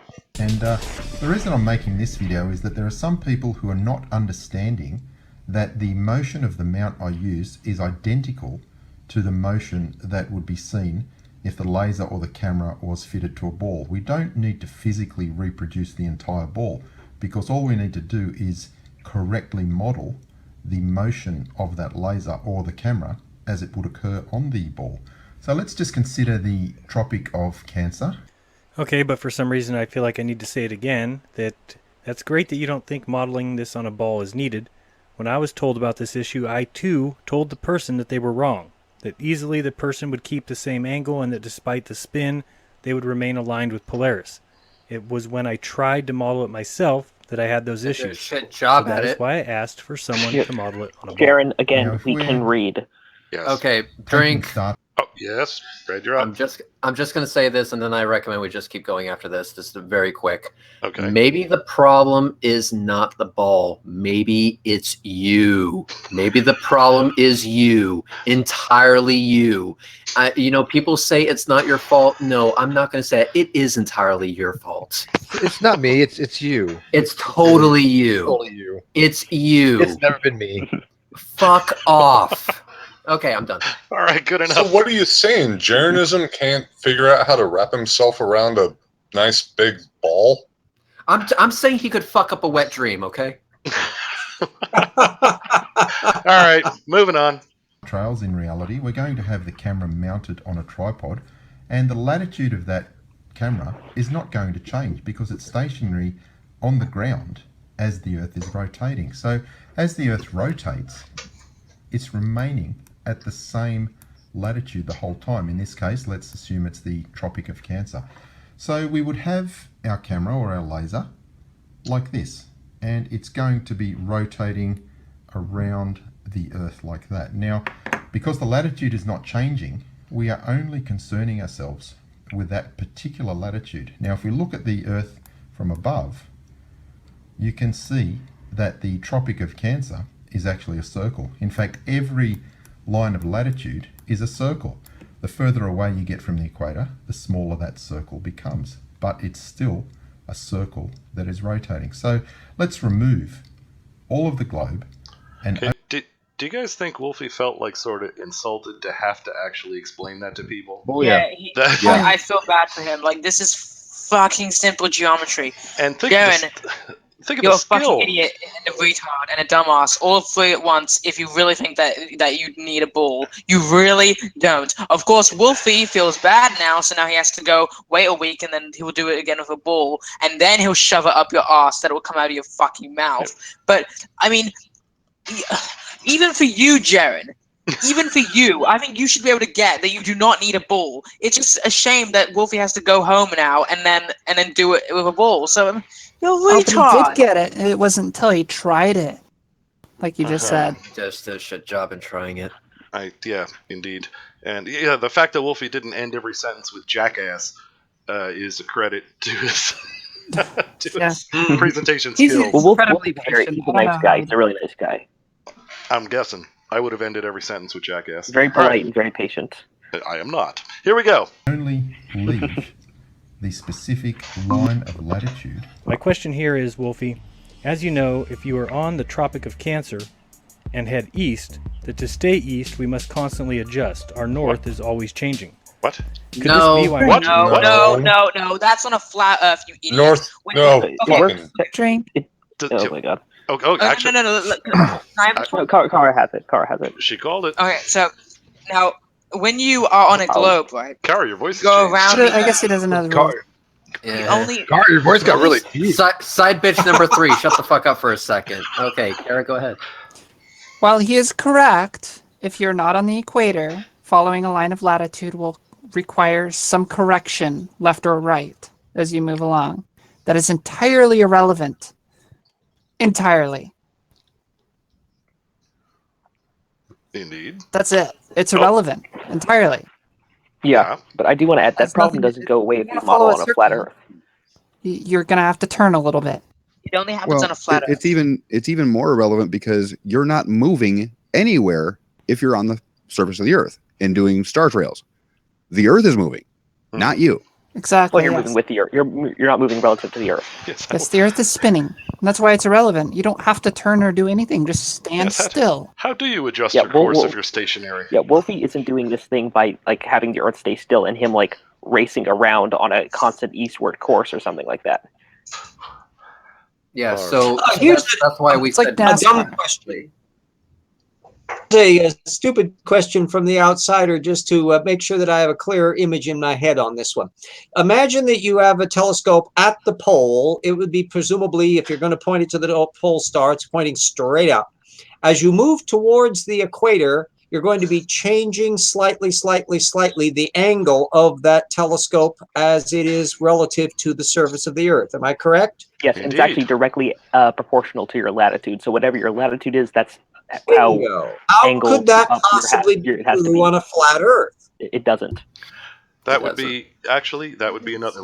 Let's expand the scope of the response to his challenge even more. We talked about telescopes in different positions. If we were each to report our angle to Polaris, that would make eventually, with enough data points, that would plot out a nice globe. Let's get everybody involved.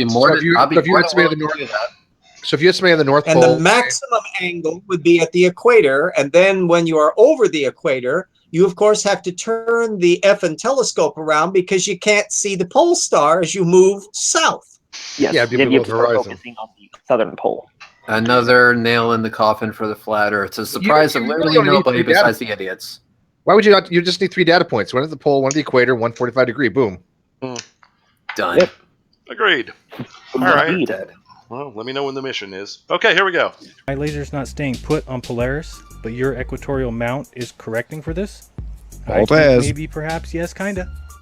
How is what he I so think that fundamentally Wolfie is fucking actually confused on saying this? here is Oh, that Jesus by fucking chopping- Christ. I mean, wait. fundamentally fucking confused. It looks like he's about to demonstrate he understands. Confused. Hold on. Steve, I like to educate you on something called fetal alcohol syndrome. Oh God. Oh. Please no. Wow. All right, but look at what this graphic was put up by Jeran, which indicates he understands what Wolfie's saying. Let's see what he. I think it. Well, I that think obviously means he's going to fuck it stylized up in some way. martini olive. Well, yes, as you said here, this diagram clearly shows him some level of understanding. So that obviously means he's going to fuck it up in some way. There you go. All right, here we go.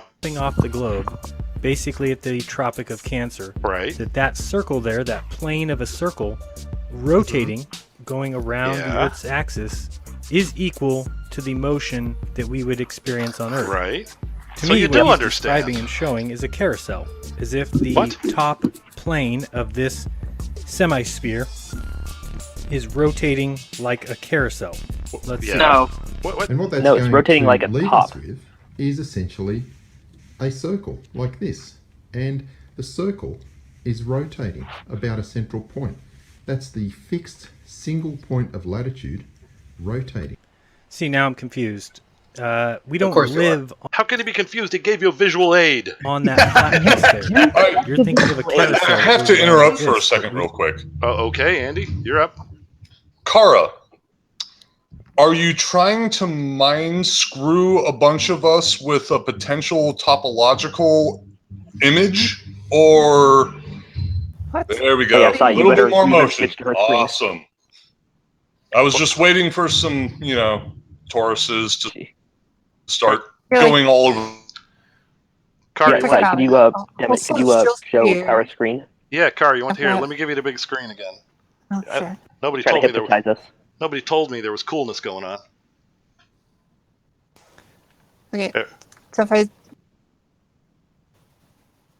if I've brought in a celestial sphere I've been working on the last day or so. I took all the stars, mapped them to a sphere. They even have some constellations in there. Before I had them all in 3D, but now they're actually mapped onto a sphere.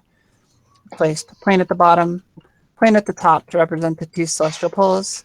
I have two cameras there, so you can actually see it rotating. So I have a camera here pointing north along this axis, along this laser line, and I have another camera pointing south along that laser line. And they're both rotating facing the south. You can see the box for the field of view for that camera. When I switch over to the game view where you see through these two cameras, we have our north and south celestial poles. Wow, So- they're going to produce trails. This could easily produce trails, and I could rotate the cameras and have them off center and stuff like that, but I kind of like the symmetry here. It's kind of cool.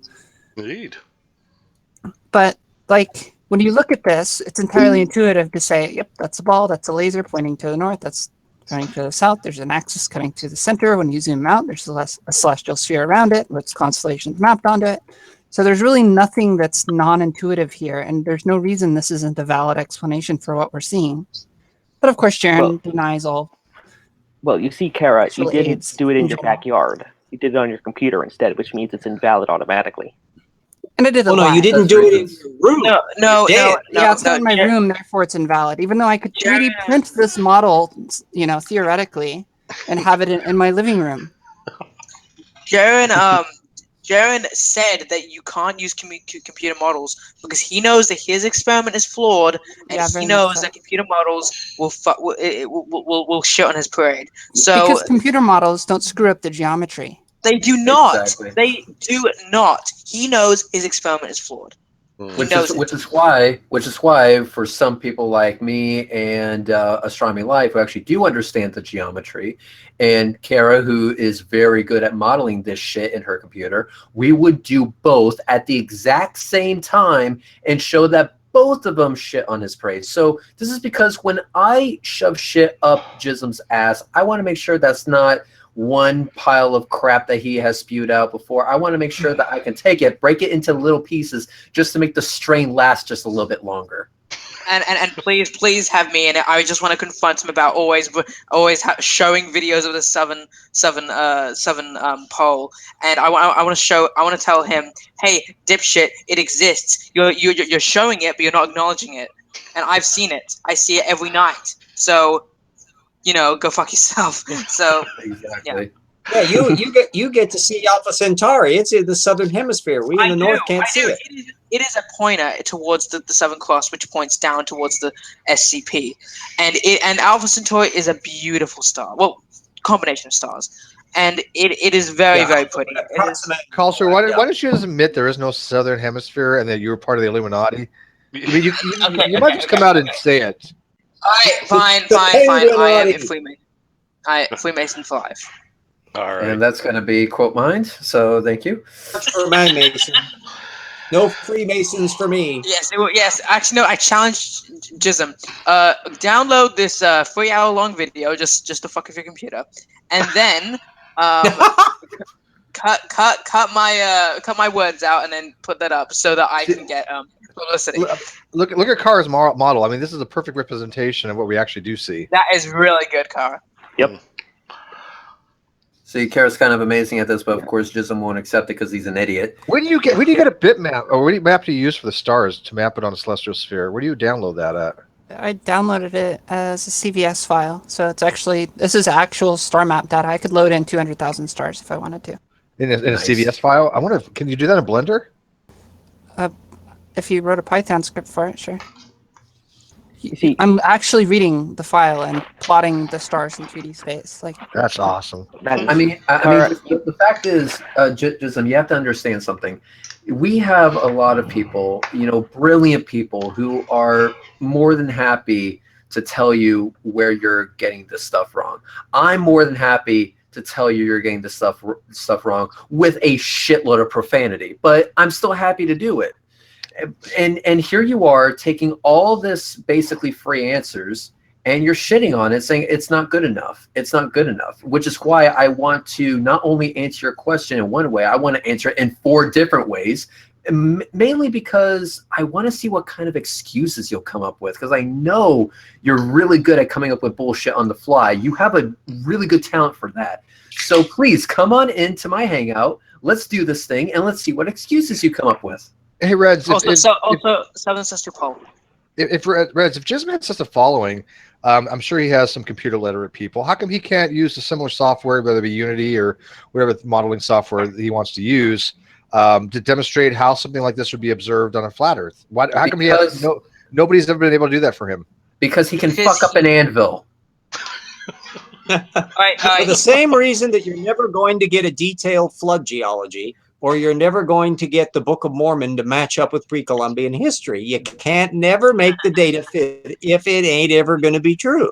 Let me tell you this. It's like Jism could be driving a truck in the middle of the desert where there's only one tree in 100 miles, and he will somehow crash the pickup in such a way as to end up at the top of the damn thing. And the cops that arrive there will be like, "Okay, you're going to have to explain to me how you fucked up this bad." It took a special kind of stupid to fuck up this bad. Yeah, Cara, you need to stop being badass while we try to respond to Jism's bullshit. All right, let us. Now Cara, I'm just getting nauseous watching this. I've been staring at it for the last few minutes. Cara, thank you again. There's actually a face on screen now. It's a happy face. Happy face. Very nice. Yeah, it's smiling at Jism saying, "Go fuck yourself." Quick, let's get back to it. There's more Jism stupidity. Oh God, more Jism. Very good. I hope everyone was paying attention to that. It's we can see how sophisticated. Dude, I only bought 12 beers. Okay, I mean, come on, take it a little bit slow here. Of course, going to the very advanced analogy of immediately to a carousel. Yeah, indeed. And everybody think back to previous Shameless Plugs where Cara indicated when it said, "Tell us how cool you are," and she indicated a lack of coolness. She was apparently deceiving us. All right. Illuminati people do that. Is mega cool. I would say. All right, back to the carousel description. And by the way, that is. Yeah, I want to hear this about the. I want to hear this. But it's from what he said. It's an accurate analogy. If he doesn't fuck it up, it's an accurate analogy. Here we go. Don't live there. We live on the surface. So if we've got our lander on this circular point what an and it's asshole. rotating around the Earth is rotating. Not even. No, sorry, don't laugh. It's only giving him credit. Do not laugh. All The right. motion of this laser moving around. Encouraging bad See, behavior. he's intentionally just being insulting. He is trying to take. Reproduce the entire. People wonder why I treat him the way I do. Because No, Red. We get why you treat him the way you do. For fuck's sake, is he really? Oh, Jesus. Oh my God, Jeranism is so dense. I'm surprised light doesn't bend around him. He's so dense, Neutronium's jealous. You can be a certain phenomenon. Of globes there, and I'm quite happy to do that. Let Wolfie talk. A physical globe for anyone who is still not able to understand that just using the mount that I used is actually identical to having a physical globe there. Well, I'm still not able to understand. So sorry. I can't handle it. So Does anyone want to name the logical fallacy? You think we don't fucking know that, Jeran? Or representation. Maybe if he didn't have Again, carousel ask for it music to be going off placed in his on a head wall. during his explanation, he wouldn't have this problem. Maybe so. Well, if I can point out at this point, Jeran is a science denier. Everybody knows that. Yep. Oh yeah. So not only does he want to take the Earth back into the Bronze Age, with this little demonstration, he's trying to make it pre-Stone Age. He's wanting to take away the wheel. You're right, actually. Now that I think about it, that is a very true. Actually, that's a good observation. Oh my God. We've got disc, but fuck the wheel. Okay. Give me Okay. that Carousel old could time debunk him. science. Give me that Sign- old time sign go. science. Culture says go. Okay, here we go. Moving on. Held accurately as it is being done on this mount, you can rotate that around 360 degrees and the two dots won't move and they will remain co-located, as you can see. So it will be interesting to see what Wolfie does and how he models this on a globe. I can promise you it won't be as easy as his equatorial mount when he decides to use No, a it'll be globe. just as easy. So Yeah, why close would out it be this just video. easy? It'd be easy. Apparently, Jeran's never had a dorm room. It would have been easy. The only thing I think would be actually make it a little bit more difficult is it'd be difficult to know exactly that you've lined up the Earth's axis with the Sure, but you can laser be pointer thing. And that's why I think Wolfie's demonstration is a lot easier because you can very clearly see where the axis of rotation is. Well, calibration could be done with the laser when you have a single non-moving. Actually, Cara said that before, didn't she? If you have a single non-moving point, you are calibrated. It's going to be just as easy. But it's just as applicable. And Jism's going to be just as butthurt about it and is going to make every single excuse in the book as to why Wolfie somehow failed, even though he didn't, because reasons. Indeed. It's comparable to a carousel, therefore you lose. Checkmate. Yeah, I mean, there's literally no evidence this guy could have that would ever change his mind, right? I mean, he could literally go out in outer space. He could fly around the Earth. He can go to the moon and back. He still would be like, yeah, it's all a big, some kind of conspiratorial plot, right? Flash Tortugan alert. That sums it up. Yeah, the Ken Ham of flat earthers. Got it. You can't have the flat earthers. Got Yeah, exactly. Because Ken Ham doesn't believe his own bullshit anymore either, I don't think, but whatever. You know, Ken Ham is going to basically use, modern machinery, a tax break, $100 million, never once thought to himself, gee, I don't think a 600-year-old dude from the Bronze Age could have pulled this shit off. Indeed. Oh, now he's blaming atheists. That of course. Failed. I love it when he does that. I actually had to step away for a second. Did he bring up the Southern Star Trails yet? Nope. No. Okay. No, we're he still would waiting never for bring that that nugget. up. Hold on. He does bring it up in this video. All right. Oh, Jesus Christ, I'll go get my oven. I thought we had done. It's a sound effect to cover that section. RJ, stop eating your mic. Spoiler alert, Sean. Jeez. I saw we had comments Yeah, coming I up. wanted to see the ending of this, but now I know what happens. I don't think I really want to go on. Steve, you want to stick around for this? Trust me. Well, if somebody would say, hold your head up, I could do the moving on thing, and we'd go. Hold your head up. Moving on. I just wanted to go through some of the comments that I saw on Wolfie's video. First person here says, this just We can skip the reinforces comment my section. belief That's that just flat a bunch of earthers are crap. not the truth seekers they All claim right. to be, Jumping ahead. manipulating evidence. Jumping This ahead. person's correct. Look how stupid they are. Carousel motion is yes. Jumping I'm a ahead. con man. These How guys much know does it matter science. They're if- dumb. So Jesus, how I don't much need of to this is turn there? rigging These his experiment to get the indoctrinated results he bloopers. wanted. Be your video. Yep, that's what it is. How much of By this is there? calling out Wolfie and then by A lot. come on Jesse, why Filler, would you filler, think filler. Thanks, grand. He's even got cool You've hard got logic so on many him. gazillion Watch Oh, wait. goodness. Here's stuff. And here Wait. comes anybody who claims to be a fan right. of science has ever Stuff said, is coming. courtesy of Wolfie 6020. He said in response, "It's easy when you know that they are 1,000,000 bazillion gazillion % wrong. Therefore, anything they say holds zero credibility with me." I agree. Wow, okay. Here's just I a absolutely few agree because interesting you quotes. always talk bullshit. Maybe Wolfie You should check lie, them too. you deceive people Francis Bacon for said, nothing more than money. So you are. Okay. We've been hard pressed to find people dumber than flat earthers. I mean, I've actually sat there and said, okay, if I had to pick a group of people that was dumber than flat earthers, what would that group be? That would I'd be draw blank. anti-vaxxers. Yeah, I still think flat earthers dumber.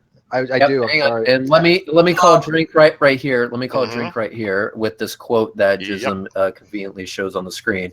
What Wolfie is stating is not a fucking preference. It is a fact. You idiot. Well, what I love about this quote is that it can easily be used on him.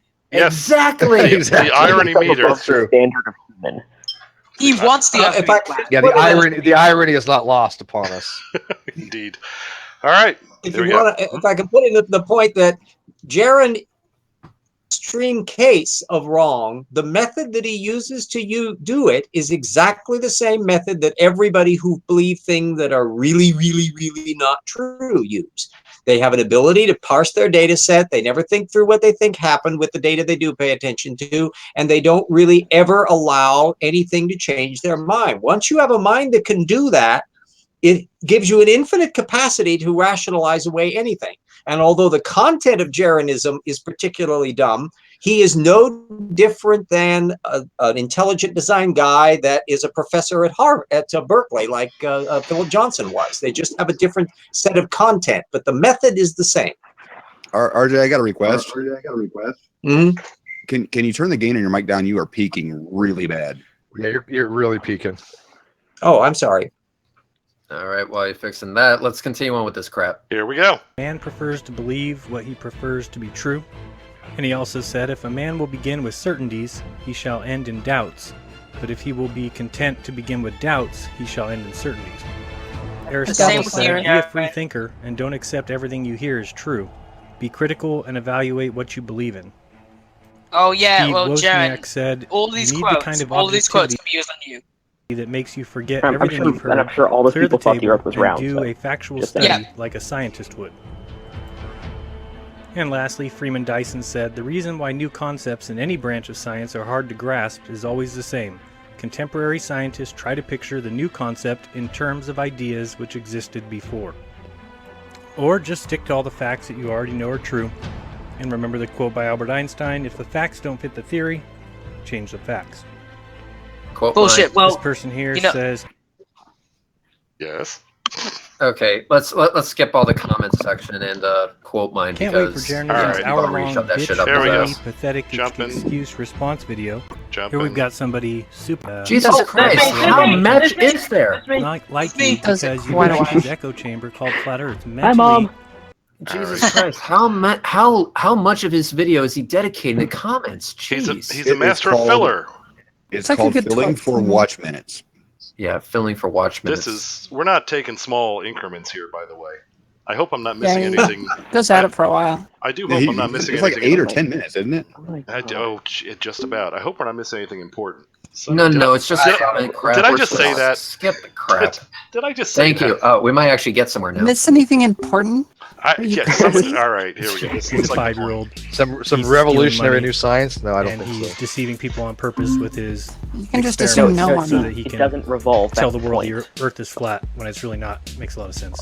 Okay, back to the title. Gotcha. And so, for those who made fun of my globe or my string or my tape or my Mickey Mouse crayon experiments, well, I'm not rich like Wolfie, so I don't get your tax dollars like NASA.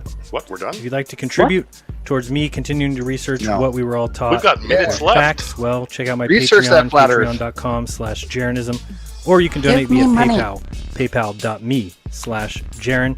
And if you notice there, I said if you'd like to. So if you don't want to, guess what? My videos are free. Enjoy, share, have fun. So I've got my shell I check might yet. I be need wrong something. here. In fact, more than likely, You didn't get I your am 22 wrong. cents for the However, year? For those keeping No, I got score, Oh, I got my 22 current cents number for the year. of times Well, you're the lucky. Star Trails Yeah. and Polaris staying put has been correctly modeled on a ball Where he's talking about is Star Trails again. 0. Yeah. What? We missed Star Trail talk? Yes. I'll back it up. Sorry. Hold on. Not at all. Not at all. Anything that muffles Jeranism, I'm happy about. Here, let's Yep, see there we go. That's what I like to hear. That these star trails and Polaris staying put has been correctly modeled on a ball is 0. 1 million. Coming up. Be kind. Yeah. Don't lie. Open up your mind. There's truth inside. This is ending. What This the hell? has been Jeranism. Until next time, guys. Peace. Okay, stop it. Okay, at one point in this video, it was probably during the comments, unfortunately, but he actually acknowledges the southern celestial pole.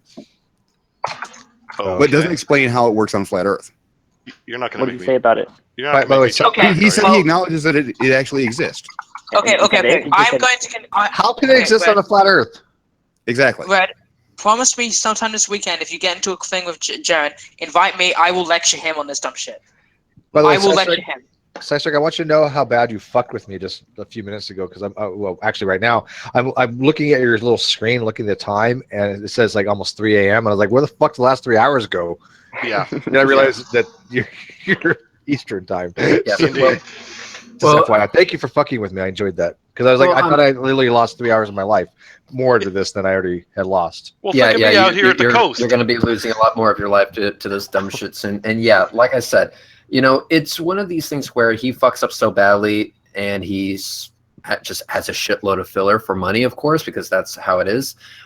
Here's basically the case. If he is serious about this, then of course he is going to come onto my Hangout.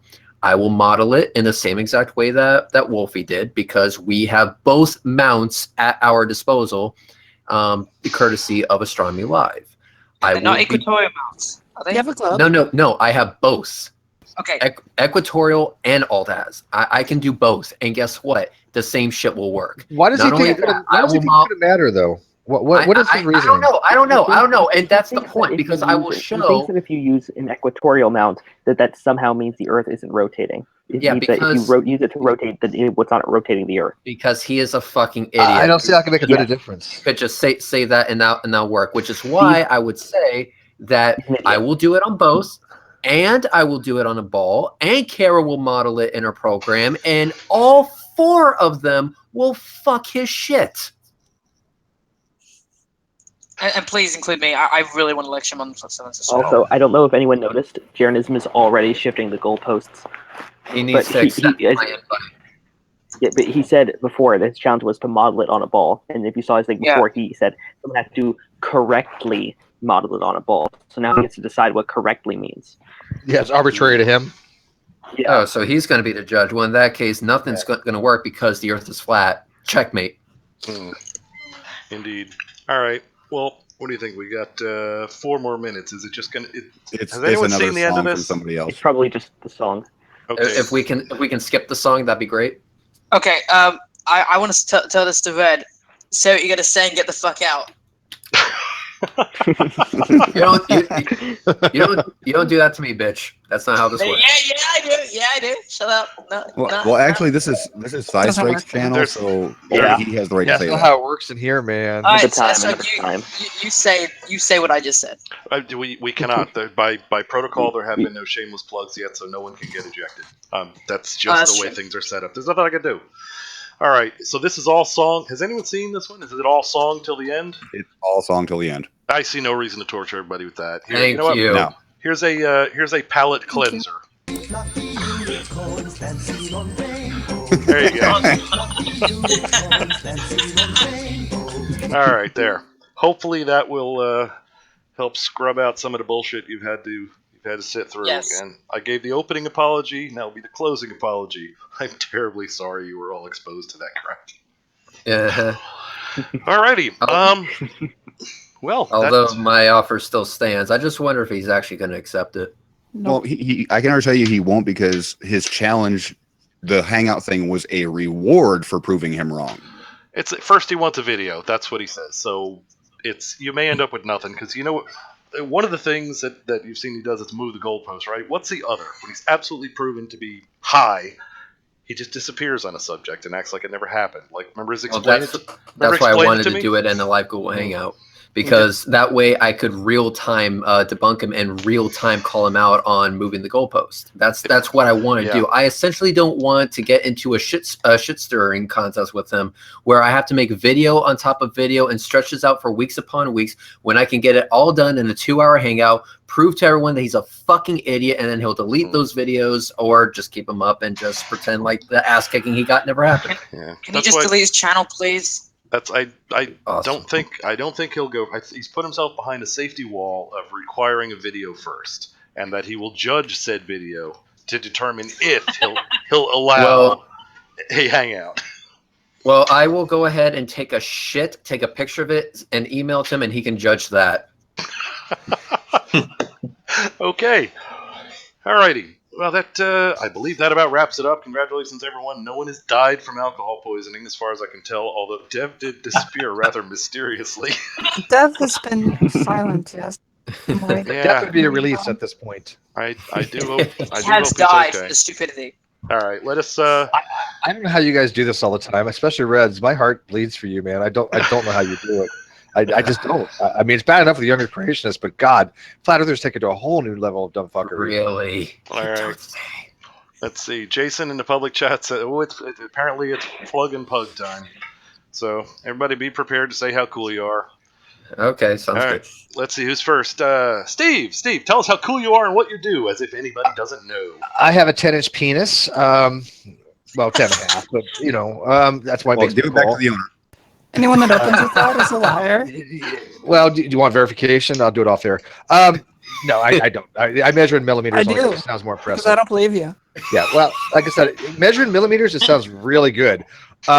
No, I'm Steve. I run the Great Debate community a little bit, sort of, kind of. I have a channel that debunks young creationism, and we have people come in and actually talk about all kinds of fun stuff. I had Ken Hovind on today with King Crocoduck debating. That was fun. They're going to be back in like 2 weeks or so. I think they're going to be working on. That's it. Go sub to me. Okay. And go sub to Rhetoric too. I'm going to put a call out to his channel because he makes better videos than I make. Well, screw you too. All right. Hill, you're second on the list. Tell us how cool you are and what you do. Other than I am so cool. Mm-hmm. Is that it? Do I have to keep going? You can tell people about how you tricked me into doing things. that is an urban myth. I have tricked him into nothing. I'm just a guy who loves science and that kind of stuff, and research, doing experiments for yourself. Not like Jeranism, though, because he's an idiot.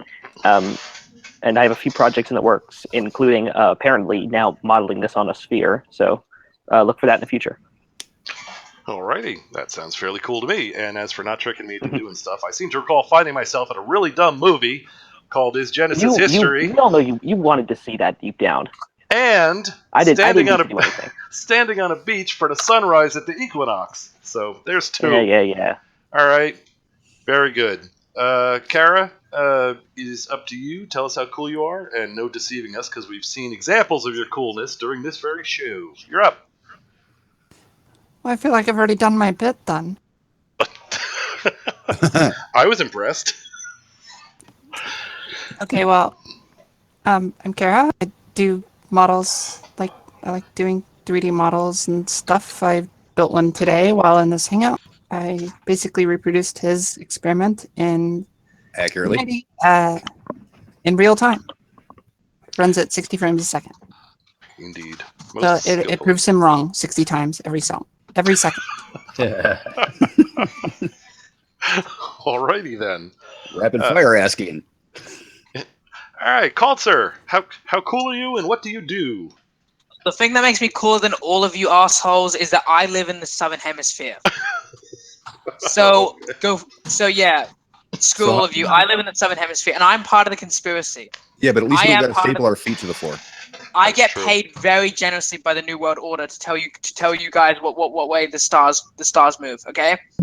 I also have a blog where I rant about flat earthers called The Moderate Atheist. Yes, I am moderate, not in the political way, not in the way of how I rate and how I rant and stuff. And that is really it. I do live in the southern hemisphere though, and I'm better than all of you. So. Okay. Good enough. Jeez, Caltzer. All right, now moving on to our friend RJ. RJ, if you're still there, tell us how cool you are, what you do, and how we can help you do what you do. Oh, I'm trying to flatten creationism right and left, and I'll stick up all the little blurbs on the thing. You've seen me plug stuff before. I'll give it the best I can do on here. I'm approaching everything from a source methods thing approach. I want everybody in the world to know about what a token is and to use the word, because adequate description of how people can believe things that aren't true. I'm just dumping my little links on in here to lead everybody on. Paulogia and I just did a really thing on answers in Genesis. I'll stick the link up onto that. Hopefully they'll do more stuff, and of course I'll be about ready to put the link up about the evolution hour that we did with Strike. Because everyone knows what a shy person I am and how difficult it is to get me to ever say anything. So I'm coming out of my shell bit by bit with these things. I'll jump in there. There needs to be an asterisk after the hour part. That was only one time. That only happened once. That, I think, puts all the dumb stuff up on the screen there. Troubles in Paradise, creationism. Don't forget Evolution Slam Dunk. If you go to my main website, you can find most of the links to all the stuff in there. And as a starving writer, we've gotten a couple new helping up. In fact, I should probably say some names about them. The Gen B and Totes Real became patrons today, which delighted me. And thank you again, Andy, in the room, for helping out at the GoFundMe. I can use every little bit of that. This is my shameless plug. All right. Well, thank you, RJ. And yeah, RJ does RJ's Evolution Hour on Wednesdays, 8 p.m. Eastern, here on this channel. Eventually, he'll be doing it on his channel once we get him set up to do so. And if anybody was thinking of, I do have a Patreon set up. If anyone was thinking of going over there and contributing, don't do that. Go over by RJ and do that over there. All right. Moving on. Red, tell us how cool you are and what you do. Oh, jeez. Okay. Red's Rhetoric. I'm that ugly fuck from Florida. I am best known for making very shocking statements, like calling the flat earth theory a crock of shit and that global warming is actually a thing. Basically, I take the demonstrably incorrect ramblings of flat earthers and I ram them right back up their ass with no lube, only after wrapping it in high-quality barbed wire. And essentially, after that is done, if they really start to piss me off, then I move on to the cactus. So if you go to my channel, you'll see a few debates that I've had with Sparkismo and Betty, which will allow you to wear out your brand new face palm protection oven gloves extremely quickly. It's a good way to test their quality if you want to make recommendations in the future, thanks to Amazon.com. And with that, pretty much nothing. I do have a Patreon, but it's only for rocket launches, so I only get paid after I film a rocket launch that's actually worth posting. Other than that, there's not really much else you can do to support me other than, emotional support and the occasional blowjob if you can find me. But other than that, that's me. It is a fast car. And I have a fast car. Thank you. Indeed. And he has a slow car. Which said Strike on the back of it for about, 20 minutes till the rain came, Red? The rain basically said you could go fuck yourself. Oh, well, look, at least for maybe 20, 30 minutes, I was famous. It was cool. All right. Good. Down list is Sean. Sean, tell us how cool you are and what you do. Well, I'm fairly cool. I'm not super cool, but I used to do time lapses with Himawari 8 until they decided to start doing their own. I have several series on my channel. One's for honesty tests for flat earthers that do demonstrably wrong things and offer zero evidence, and I just prove them wrong and see if they're honest enough to step forward and say I was wrong. They never have yet. I do a series for Flat Earth Research Wins, which is basically just a research wins series now because I've actually covered another topic. And that's where I just demonstrate that the people that make claims do absolutely zero research in their claims at all. And I also do a lot of work with MIDI, and I make parodies making fun of flat earthers or whoever else I deem worthy in karaoke style. And that's about it. All right. Well, damn cool sounding. That being the case, it looks like we have run down a list. A fine, cool bunch of folk. And Me especially. Oh, of course, especially you. Did I fail to mention that? All right. Yes. That being the case, I believe it is actually time to bring on the pug. Let us do so. One more. Go subscribe to Wolfie 2020. Oh, yeah. How can we not say that? Yes, absolutely. Go tell him that he is right and Jism is wrong. Tell him that because like he actually put effort into his model. Jism just tied a shitty globe to a shitty rope with a shitty laser pointer with a weird cap on it or something.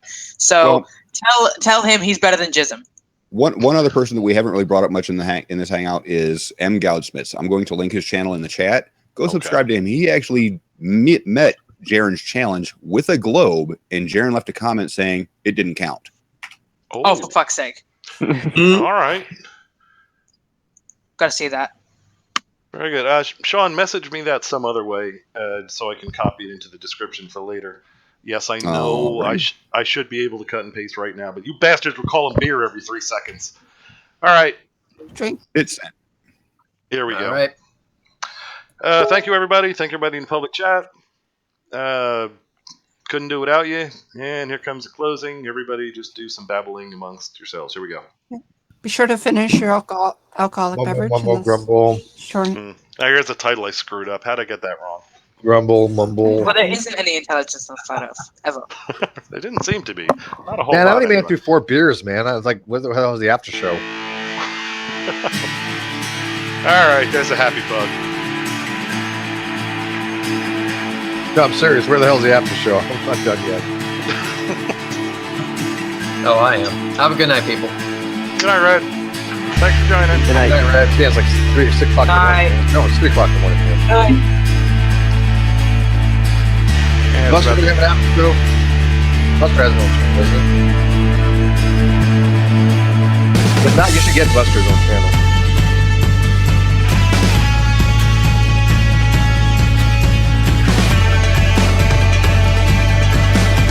Oh, and Sean, it was just for you. I unpinned the mailbox. You did what?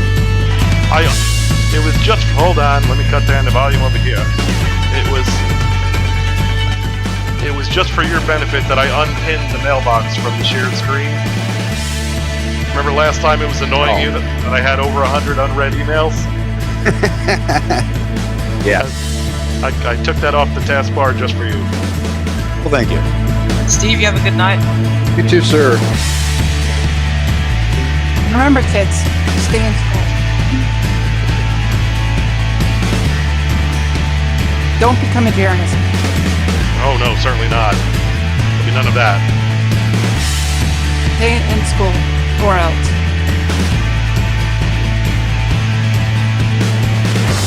This is what your mind looks like on Flat Earth.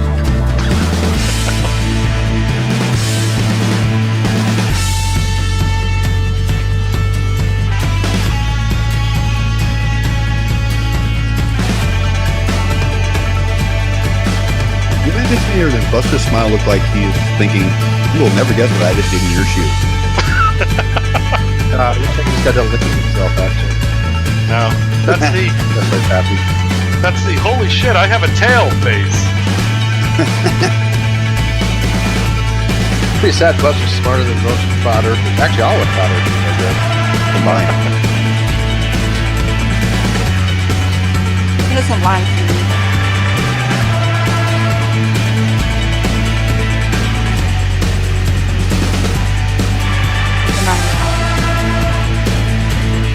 Good night, Emma. Good night, everybody. Good night, guys. Au revoir. Auf Wiedersehen. Aloha. Hasta luego.